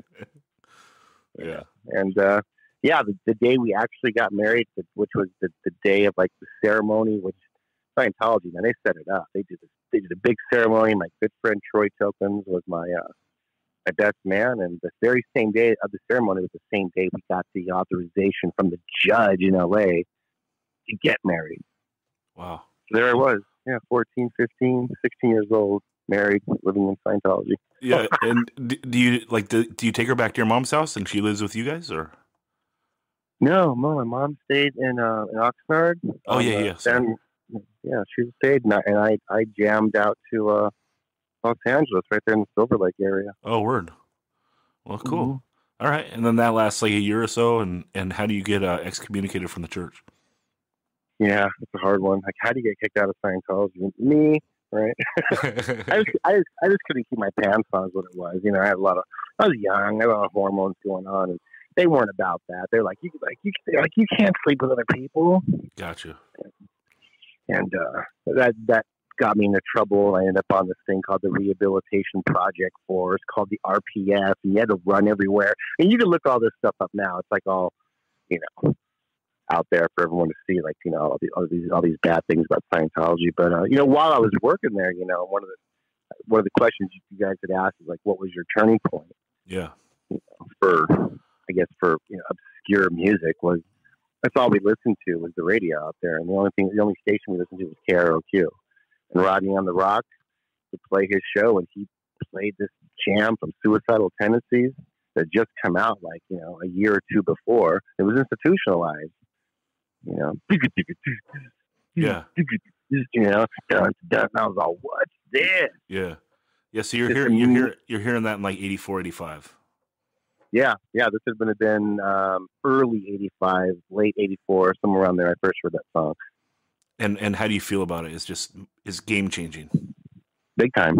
Yeah. Because I'd grown up listening to, like, I don't know, down in Oxnard there was like, was that 104.7, like hip hop. It was hip hop stuff, and that's what you listen to. But I don't know, I had this weird idea in my head that once I got into junior high school, before Scientology, I was surfing, right? Mm-hmm.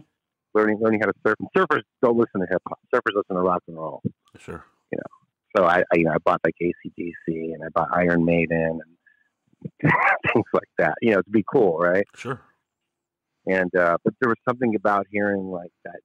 When the song speeds up and he's screaming about something, I was like, this is epic. And it just, I don't know, it triggered something in me, but nothing would come to fruition until I actually got kicked out of Scientology, which would have been in early 86. And that's when I kind of started going, luckily, met the right people to start taking me to the early Powerline shows in Oxnard. Yeah. So you come back to Oxnard and do you start going to high school? Yeah. I skipped my entire freshman year. Yeah. So you go back, in what high school do you go to? Channel Islands. Okay. And you meet some dudes here? Yeah, I met John Ortega. I didn't really know where to fit in. Right. I missed my entire freshman year. High school was completely different from grade school. Everyone was into cliques. And you know how it was in high school. It was like jocks and, ASB people. And I just saw people playing hacky sack and smoking weed. I'm like, they seem cool. No. And welcoming. I'll try to kick it. Yeah, they were just like, hey, man, what's up? And I didn't really know where to fit in. And my friend John Ortega's like, you ever been to a show? I'm like, and I'm thinking like a show, you know what I mean? Like what, like a Disney show? Yeah, play? Dude, he's like, no, dude, we're going to go to a punk rock show, and all the HPL are going. This is like back in HPL, Whiny Pier Locals, right? That's like they were ruling things. Yeah, and he picked me up for my first show, and I didn't know how to dress. I tore up some jeans, put my hair, put some like toothpaste in my hair, and he opens the door to pick me up. He's like, "What are you doing, dude?" Like my only concept of like punk rock was like that episode of Chip. Sure. Yeah, or the Wrath of Khan. I don't know what I was doing. He goes, man, come on, we're gonna dress you. Yeah. Put me in some regular jeans, a regular Opie shirt. I'm like, really? We're dressed up like we're going to the beach? He's like, yeah, we'll be fine. Yeah, this is Oxnard. We dress normal.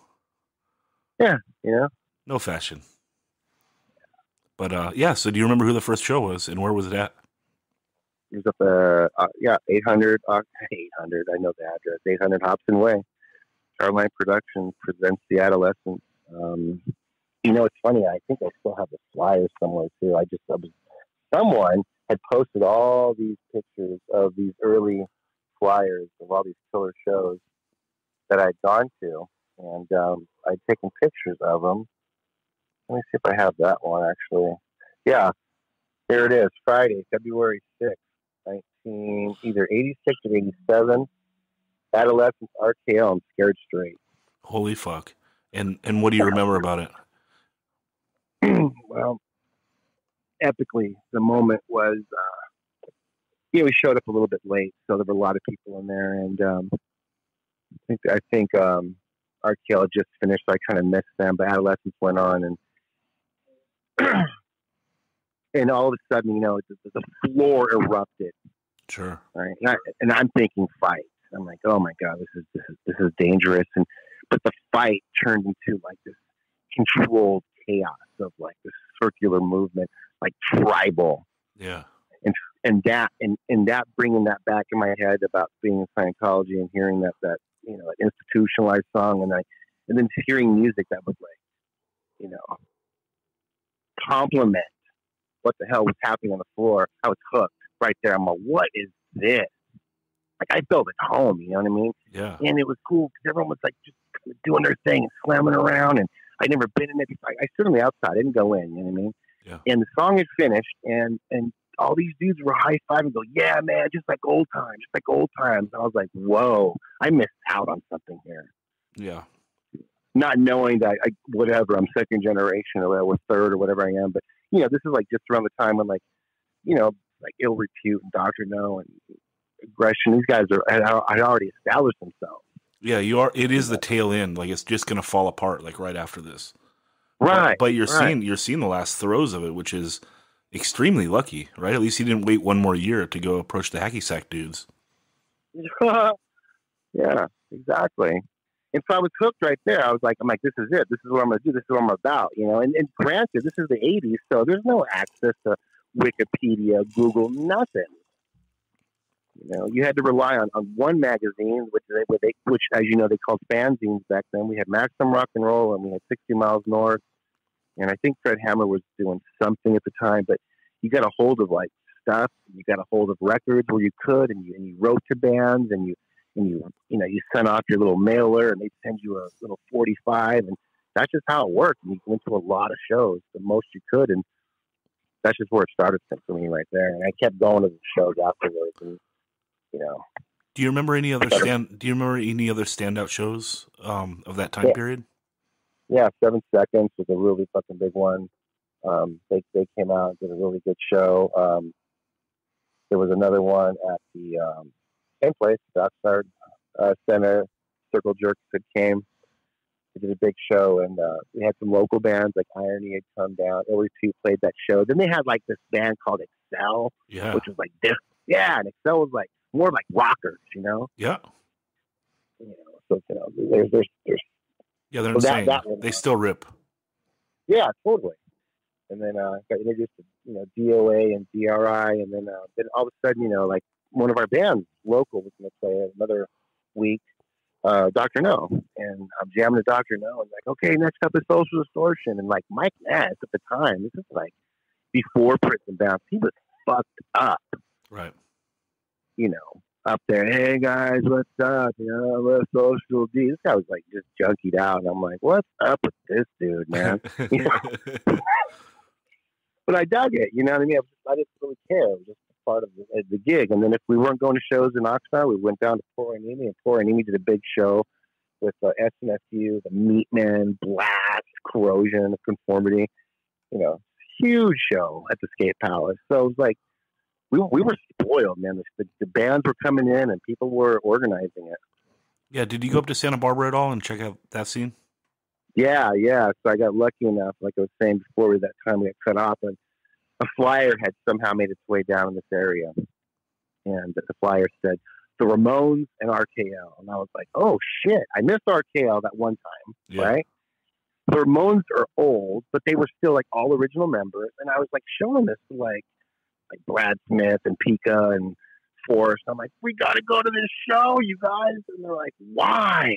The Ramones are old. I'm like, exactly, dude. These guys are going to be dead soon. We got to go. So La Casa de la Raza, whatever year that was, in Santa Barbara. And it was, I mean, such a juxtaposition between watching RKL, who they can't stand still, you know. Yeah. These guys, every member, it was like watching Snapcase. These guys just flew all over the place. They were jumping all over the place. And Ramones, completely polar opposites, just stood there. Yeah. But their music just, you know, their music just Yeah, but it's the best of both worlds. It's like it's two bands with a completely different approach that are knocking it out of the fucking park.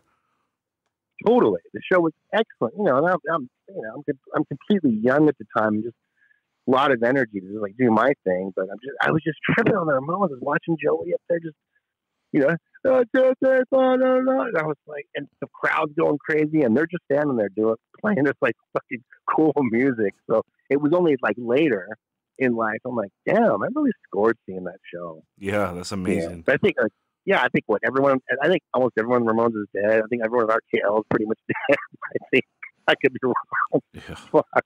I gotta get. I'm trying to get Chris Rest soon because he's alive, and he's a guitarist. Mm.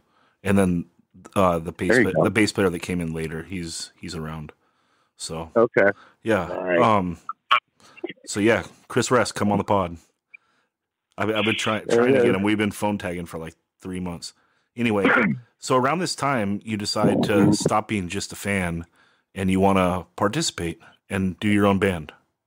So how does BSOD come about? Yeah, BSOD, Bad Sense of Direction. You know, it wasn't anything. I'll be honest, it wasn't exactly. You didn't really have a choice living in, you know, the Nardcore scene at that time, and not be doing something with bands or either roading or doing something. And so it wasn't like I made a decision. It was just like things were just happening there.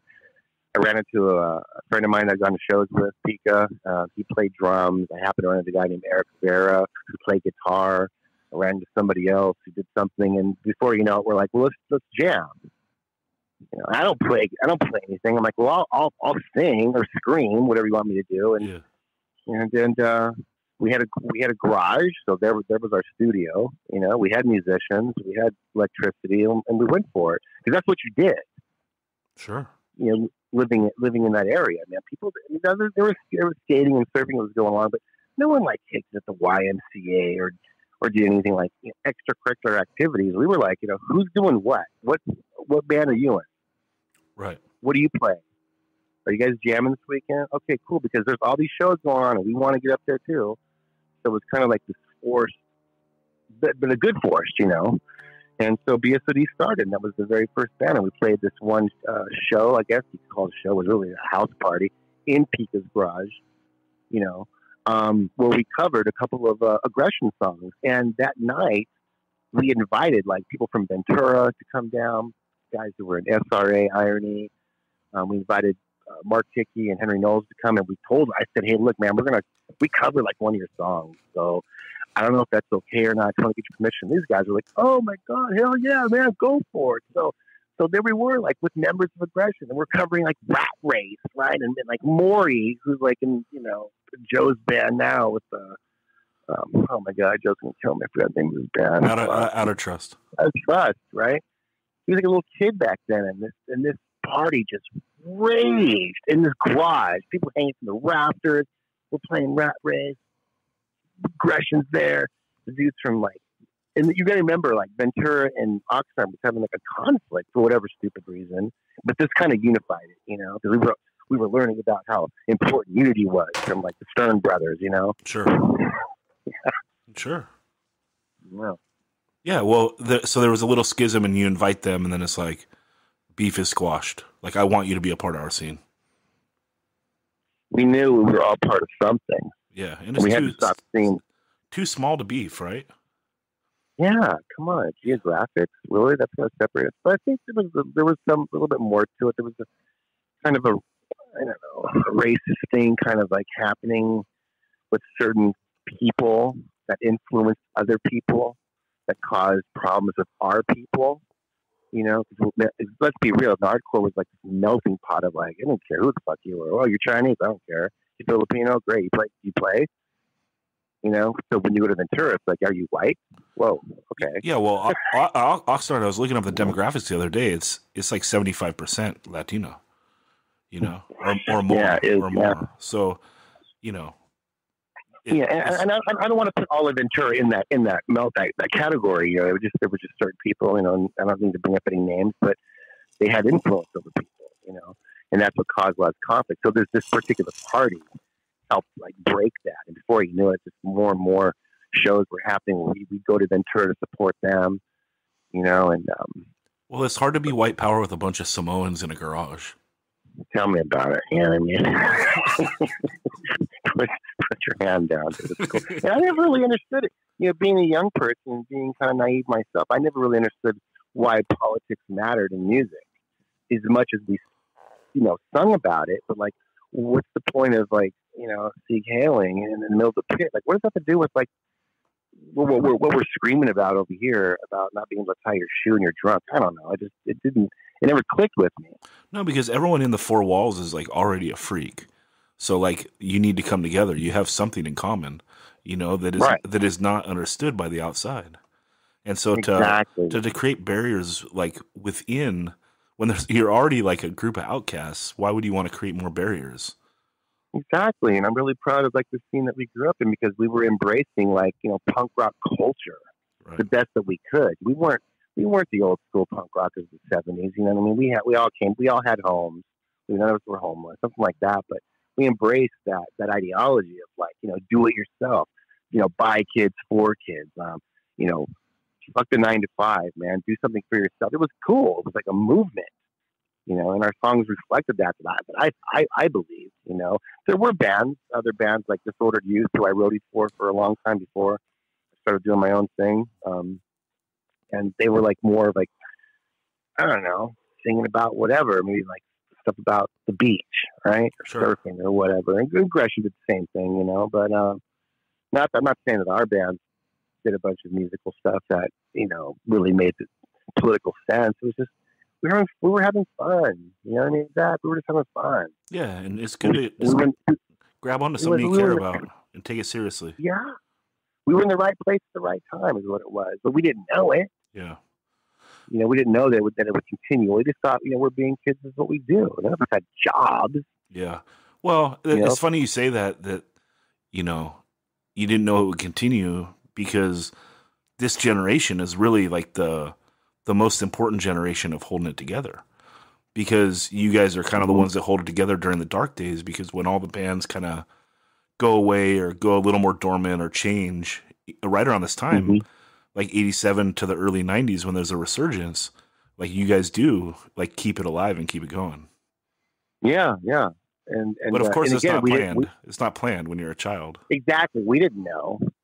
We were doing what we loved. Right. And that's what everyone does when they come in, right? Like you don't really know what you're doing at the time. It's very hard to have a vision when you're 16. So. Yeah. Sometimes we'd have these moments like, you know, sitting at Denny's. We used to raid the Denny's on Channel Islands Boulevard, and that's back when you can smoke in there. We would sit there till 3, 4 in the morning, writing music, smoking cigarettes, and they never really kicked us out. They just kept feeding us coffee. They're like, okay, as long as you're paying for your coffee, and we'd write lyrics and thought we were like changing the world, and you know, it was cool. So how long does BSOD stay around? And not very long. How many shows do you play? A bunch of house shows though? I don't remember, to be honest. I don't think BSOD really played anything except for that major house party. We may have played like a couple of small get-togethers, you know, because in Wainini at the time, if there was going to be a party, there was a band. That was it. Right. You know, but it's an important band because of who was in it, and everyone ended up sticking around. Yeah. So so after that, it merges into Solemn Fate, or is Solemn Fate something completely different? No, it merged into Solemn Fate when Pika had to leave. Pika said, "Hey, I got to go back to Virginia," and he was a drummer. Mm-hmm. And then Davi came into the scene somewhere, and he said, "Well, now that Pika's gone, you're going to have to play drums." I'm like, "Yeah, right." Yeah. I don't know how to play drums. He's all, well, you do now. Just sit behind that. We had a set up, and I don't know. I picked up on it pretty quick. I was like a natural, and it just felt good. And so I just started playing drums. We played this big show, Solemn Fate, at the Skate Palace. Okay. A show that I helped put on at the time, and it was like, oh god, I wish Joe was here. He got Global. What was it? Purple Holocaust was one of the bands that played. Okay. They're from Thousand Oaks, and then we played, and like someone else, some rock and roll band. It was a fun show, and yeah, it was cool. And I played drums, so that's what we did. And we may have played a few more house parties in there with another band called Red Rum. They were really cool too. Yeah. We may have played with Disordered Youth, possibly. I don't think so. Maybe. But that show's important to you because it's part of you participating back again and helping promote, which you did a little bit of at that time, right? Yeah. So I would have been 17 at the time, and it was I was unfamiliar with how the process worked, but learning how I embraced it. Okay, what do we do now? Well, you're going to need security. Okay, well, how do we get that?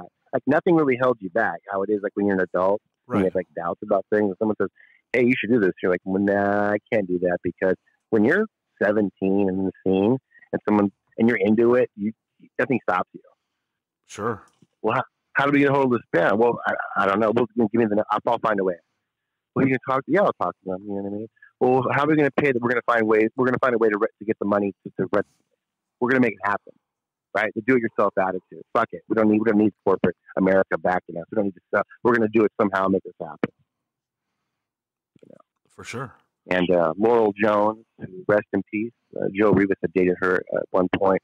She helped make this happen. And we had that show. And we built that stage. That stage was supposed to be for like NWA at one point. NWA was going to come down to the Skate Palace and do a show, but it had gotten canceled. But we built that stage for them, and we ended up using it for our show. Did you get to build it on the clock? Did you get paid? What do you mean? Did you get paid to build it? No. Who? Well, I don't know. I mean, if you were building it for an NWA show, maybe. That's a huge show. Well, it wasn't. Let me back up. It wasn't necessarily for NWA. It was going to be for our show, but NWA, we had found out they needed a stage. We're going to use it. So we're like, okay, so you guys can use the stage that we built.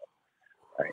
So I think somebody spray painted NWA on the stage. I think they did. We built that at Troy Token's house right there in Port Anini in his front yard. We're like John Winstead and Joe Rivas, myself, and Aaron Horn. A few other people were there. I think Pika might have been involved. I don't remember. No, Pika wasn't involved because he was in Virginia. So anyway. When do you start working in radio? How do you get that gig? So radio was a very cool story on that. Was I don't know, it was cool. Because again, here we are with no internet, no nothing. You had vinyl, tape cassette, maybe 8 tracks. I didn't listen to 8 tracks.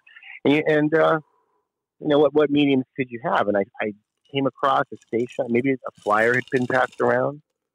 91.9 KCSB station is a punk rock gig that was going on from like 12 a.m. to 2 a.m. on I don't remember, Thursday nights, I think it was.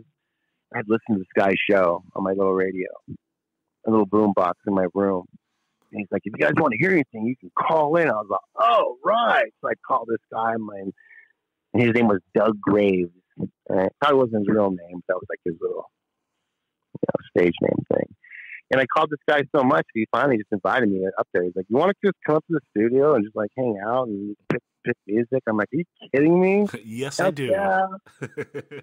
Fuck yeah, I do, right? Yeah. I didn't even think about the fact that this was a major university. I was like, I don't give a fuck. I'm just cruising up there, and I cruised down to Stork Tower in Goleta because the station is right underneath the tower. And Doug Graves is a couple of years older than me, and I started hanging out with him. I started learning the ropes, and he's like, you should get your own show. I'm like, I think you're right. I should get my own show. So I applied. I applied for the program, and they put me on like a cable station first, like a cable AM station type. You had to have cable hooked up to listen to the show because they wanted to pilot my program there. So I had this show, right? Playing all this killer punk rock on Saturday nights. I'm like, I don't know.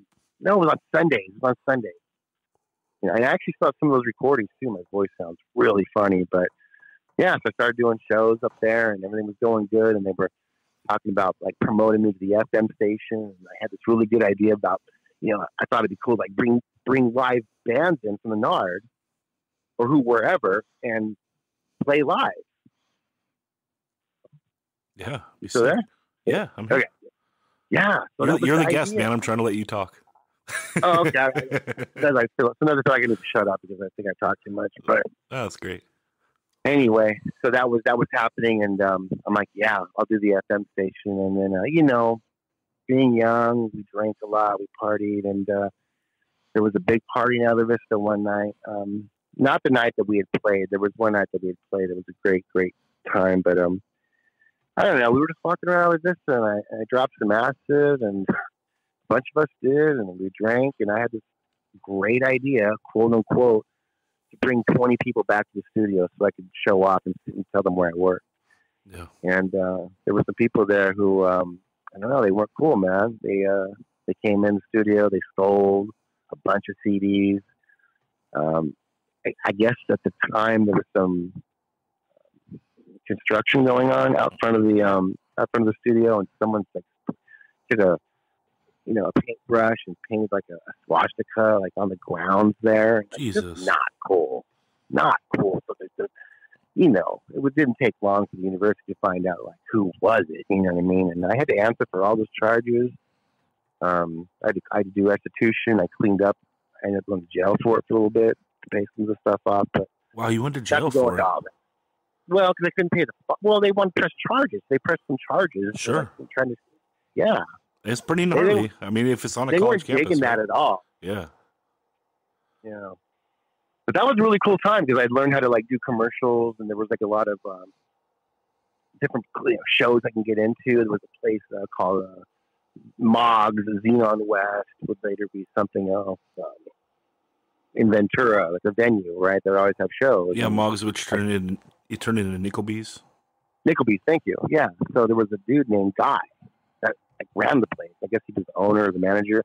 And I just like clicked it up with him. I said, "Look, I'll do free advertising for your venue. If I can get into the shows for free." So I'd go to the shows for free. I'd meet like all the bands. I'd interview people. So one time I'm interviewing Jack Grisham from T.S. Sewell, and I forgot his name when I was doing the interview. I'm like, "So what's your name again?" He gave me the funniest look. He's like, "What?"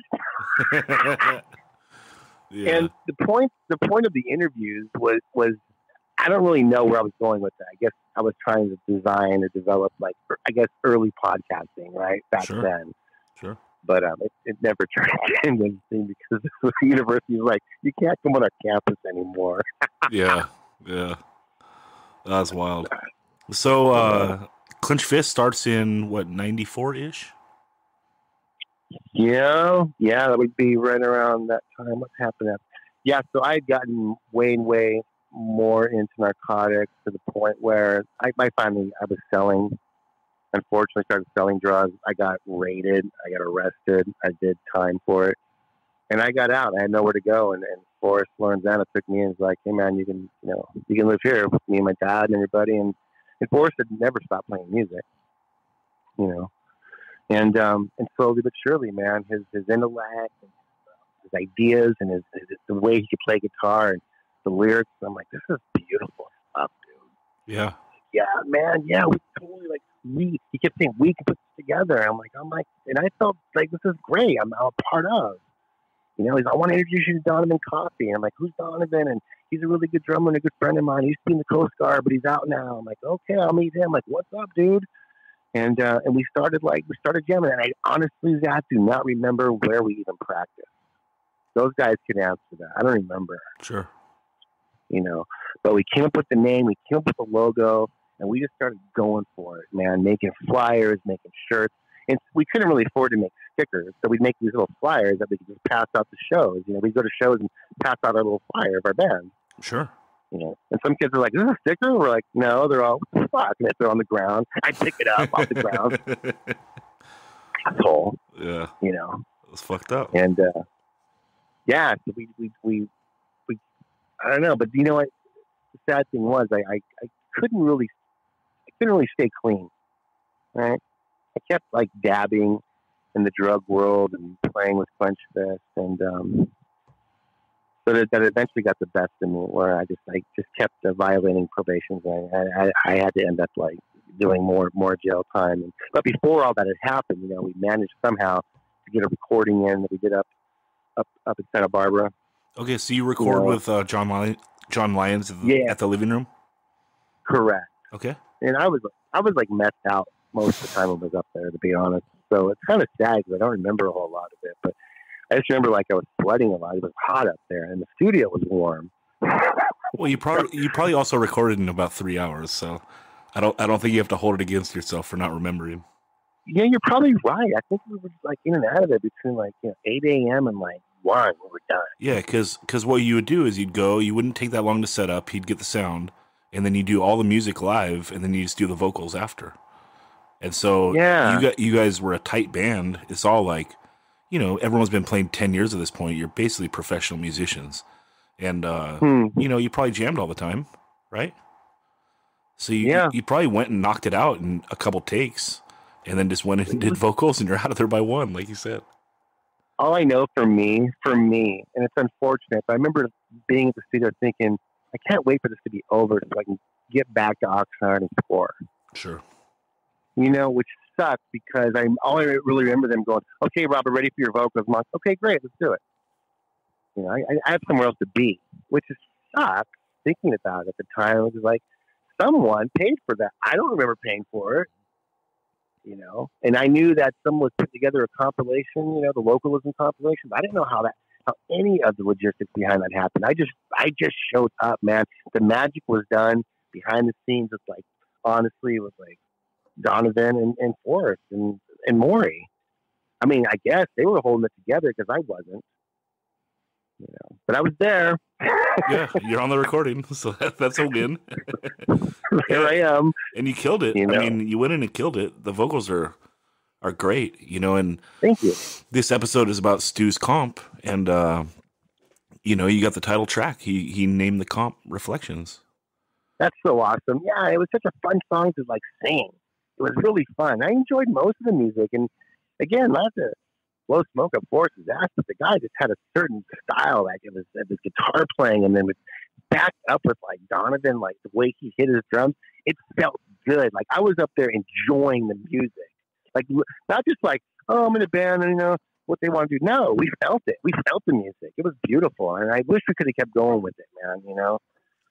But maybe it just wasn't meant to be. At least, well, at least powers that be had other ideas for it.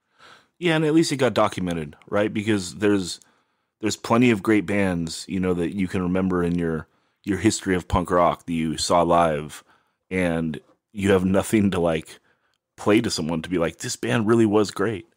It's all it's all just a memory. But you laid down those tracks, so it's not forgotten. Thank you. That made me think of something when you said that. I wonder how many people out there, all the bands that were alive for maybe a hot second that didn't record. Yeah, I mean, so thankfully pulled it together enough for that. So yeah, or didn't record decently enough. I don't know. I mean, one of my favorite bands ever from Ventura was a band called Fixated. Mm-hmm. You familiar with them? Yeah, they did they have a demo. It doesn't. They do. Yeah, they have a demo, so it's there. We can get it to you. Joe definitely has it. Yeah, because I fucking love that band. But the demo, I don't think that the demo didn't capture like how powerful they sounded live. That's what I'm talking about. You know what I mean? Yeah. It didn't catch it in time. I mean, there was a band called Stalefish at one point. I don't even know if they got anything on Red Rum. Did they get anything on record? I don't know. All these little bands. Disordered Youth actually put some stuff out. One of their songs was a little controversial at the time, but no one knew any better. But whatever, they were a great band. It's like, wish we had more recording, but we didn't have access to like Mystic Records at the time. Because Ill Repute has already been there. Aggression has already been there, right? Sure. Yeah. So, but Clenched Fist does play some big shows. So you play. There was that Jughead's Revenge show. There was like notable. Someone put together a show at the Armory in Ventura. Mm-hmm. Great big show. A lot of kids showed up to that one. And that was just a lot. We had a great turnout. I was feeling particularly good that night. There's some stuff. There's some video of it maybe somewhere. Yeah, that was a big one. I think Burning Dog played that one. Yeah, Burning Dog was there. Jughead's Revenge. Wonderful show. I don't even know who paid for that. And then you guys played an infamous show in Isla Vista.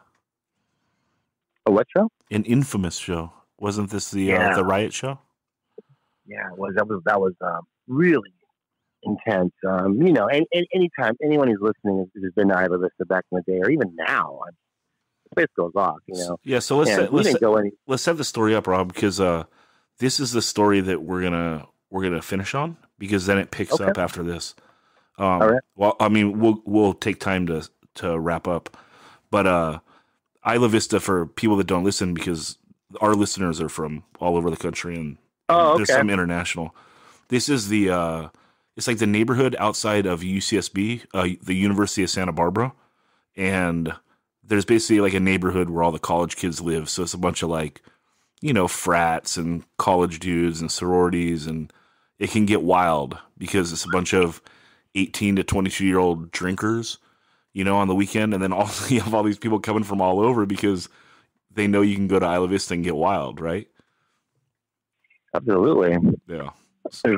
There's like, you know, you broke it down, like kind of like miniature beach community. Yeah, like, mini beach community, and then also like, you know, everyone's having house parties. So like you were talking about in Oxnard, like you have a party, you have a band, and in Isla Vista, you know, on any weekend, there's going to be like a handful of bands playing different parties. Like my bands went up and played a bunch of parties. I saw No Motive play a bunch of parties. You know, and you're walking down the street, and so some band's playing, you go check them out or whatever, right?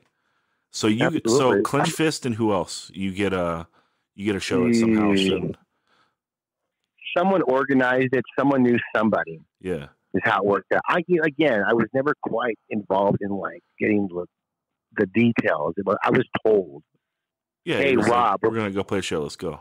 We're playing. I'm like, all right. You know, and there we were lugging our equipment all the way down to Isla Vista, and we're setting up some chicks out, girls. There were a lot of girls that were living there, and a couple, who knows. We're setting up, and Isla Vista is already packed. So all it takes is someone to play a drum, and you've got an audience. Yeah, and is the show inside, or are you playing like out on someone's like front patio? Front patio. Yeah, hell on yeah. The street. That's the move. Yeah, so like, the patio's right there. The street's in front of us, so you have a million people walking by. So people are walking by drinking. They'll just stop and hang out, and we're going for it, man. And then for some reason, I always loved the songs, that Drama-Rama song. Yeah. Anything. I just thought it was a fun song. So I just actually covered it. Forrest agreed. It was like, yeah, let's cover it. Why not? I mean, makes all the girls happy. And I'm like, all right, this next song's called Anything. And we just started playing that, and it was, we were all these girls are singing it. Right? And I'm having fun with it, and then something happened. I don't know. You know what I mean? It's always out of the corner of your eyes when something happens. Right? Sure. I see something flying. I see a beer bottle going. Next thing I know, I see a cop coming over, another cop. And like any good punk rock band, no matter what's going on, you just keep playing. Sure. And chaos ensues, man. And someone got hit, and another cop got hit, and there were people screaming, and we're just all anything. Finally, someone pulled the plug. You're like, anything. All right, let's get the fuck out of here. You know, it's like people were screaming and fighting. Their fists being thrown, and their sticks being thrown, and I thought it was just, I'm laughing the whole time, trying to get my like little microphone, you know, together. And poor Donovan's like, I need help. Yeah, he's got a kit.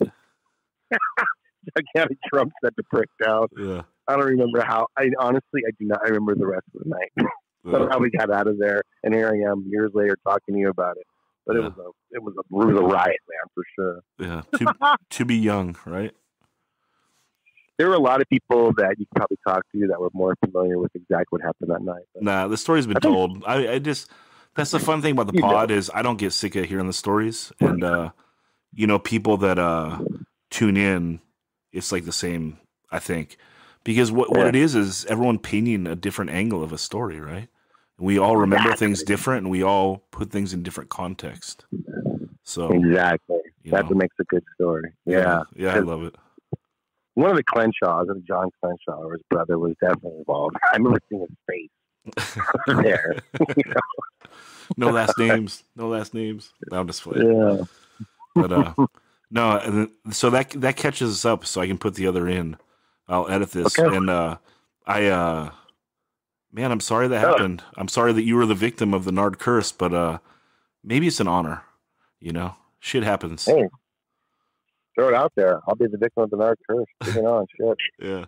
I'm looking forward to hearing how it all comes out and edited. And thank you for taking the time and redoing it. So it's like out of the way now. No, good. Thanks for being so generous with your time. And is there anything else you want to say, or anything you feel like you didn't get out the first time? No, I'd be probably just making shit up if I said anything else. I'm just trying to remember like the facts, and I'm glad I talked about Disordered Youth because they were a real influence. Yeah. For a lot of us back then, and I forgot to even talk about them the first time, and mentioning like Vermicious Canids and Dick Circus, and those are like I wrote these for them afterwards. But things just got messed up, and I hope you have the rest. And whatever's going to happen on the podcast comes out, and that's the way it's supposed to be. So I'm happy. Cool. You feel like you've been well represented. I think so. All right, cool. Hey, and you're always welcome back. So when me, Joe, and Stu do stuff, we're always looking for a fourth man to shoot the shit sometimes. So we'll bring you back on at some point. I'd love that. All right, cool. Thanks so much for your time, Rob. All right, Zach. Have a great evening, brother. All right. You too, man. Goodbye. Okay. Bye. All right. Now I'm going to patch in the second part of the Rob interview with Joe and Stu. And here we go.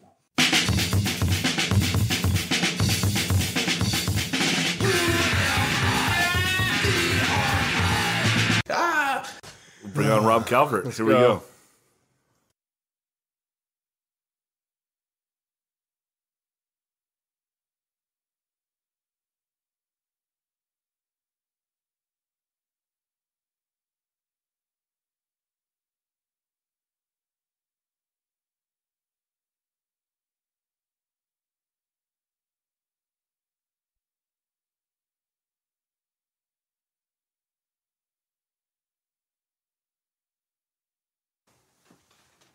Yeah, who knows? That a little glitch there. Whatever. Yeah, it was almost like when the guy shut off your amp at Laser Star, Joe. Man. except it was Stu's foot. I was gonna kill the security guard. What happened? We played Laser Star, and some guy, the security guy, just turned the power off, which turned my amp off. Yeah. He killed the power. But I had just gotten, it was like my first tube head, and I freaked out. You're supposed to put it on standby first, and then turn it off to let it discharge properly. Yeah. The other tubes pop. Yeah. So Joe explained to him the proper way of turning off the amp in a very calm manner. Very calm? Yeah. Listen, bro. First you got to put it on standby, then you got to shut off the amp. I was animated and a little bit loud. Rob's seen it many times. Did you throw headphones at him? Yeah, no, that was another time. I think he threw a cymbal, not headphones. Oh, he was upset about the headphones, so he frisbeed a cymbal at Tony. Okay, where were we? Clenched Fist, just talking general shows. Right. Where Paul show of the you're talking about the Jughead show at the Armory and saying it's not going to live up to an Isla Vista riot, but what is? Yeah. Those are the only ones I really remember, to be honest with you. I mean, it was like Clenched Fist and Burning Dog were always doing stuff together or trying to. Yeah. And was Burning Dog your first band? Well, yeah, pretty much. I mean, Dignity became Burning Dog, so yeah. Because you played a show at a house party near down there at Ocean View. It was like your first time ever jamming. Remember that? F Street was Boothy's house at my first show. That was it? Yeah. What band were you in? That was Dignity.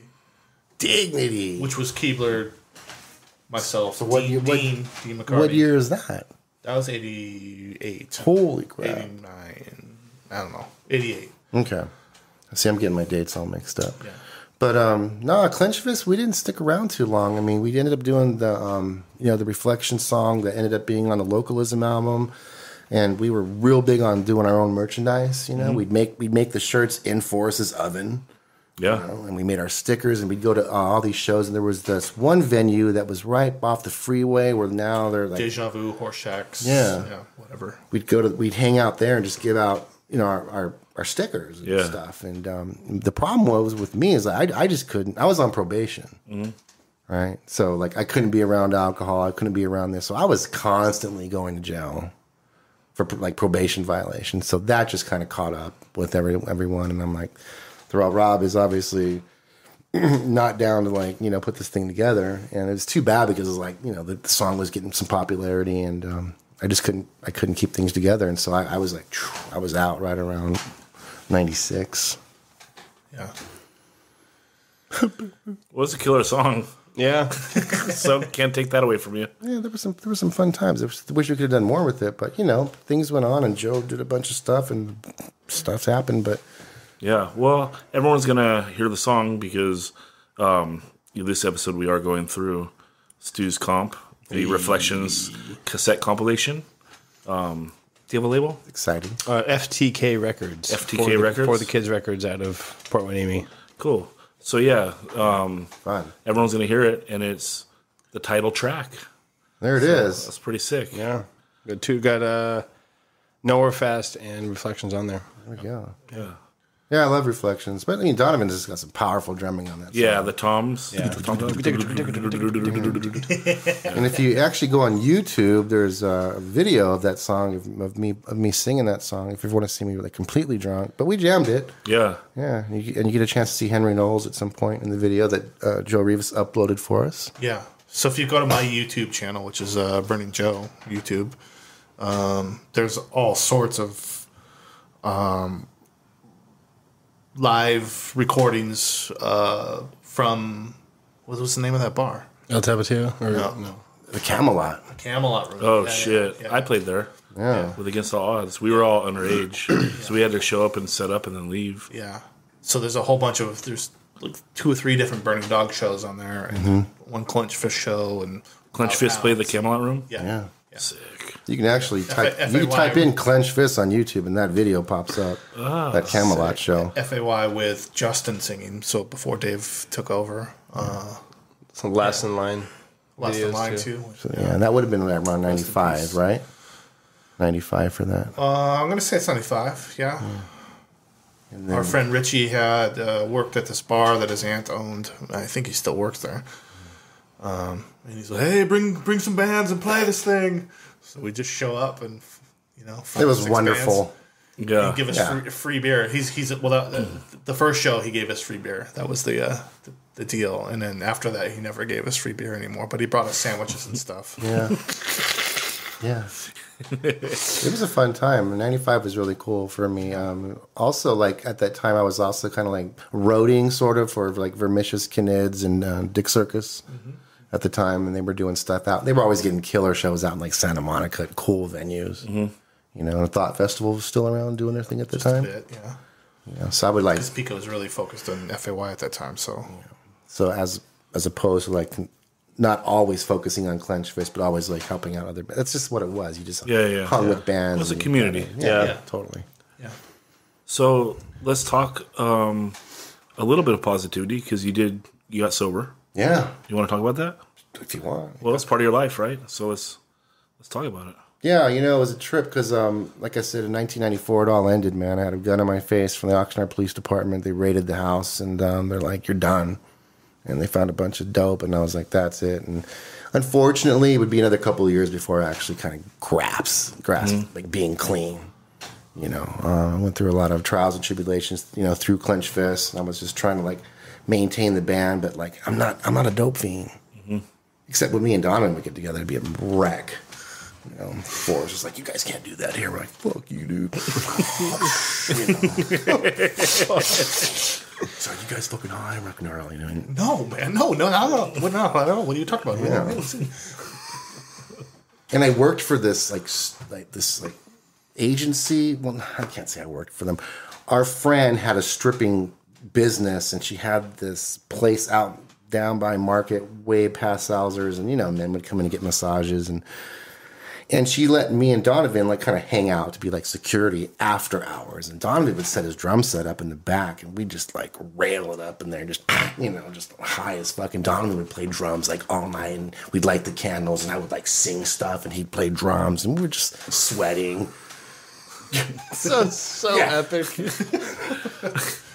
How you doing? Like 3 in the morning. And I think it's funny. Like that's I think where Reflections was born, in that room when he was just playing, with candles on, sweating, 10,000 in his underwear. candles. Yeah, dude.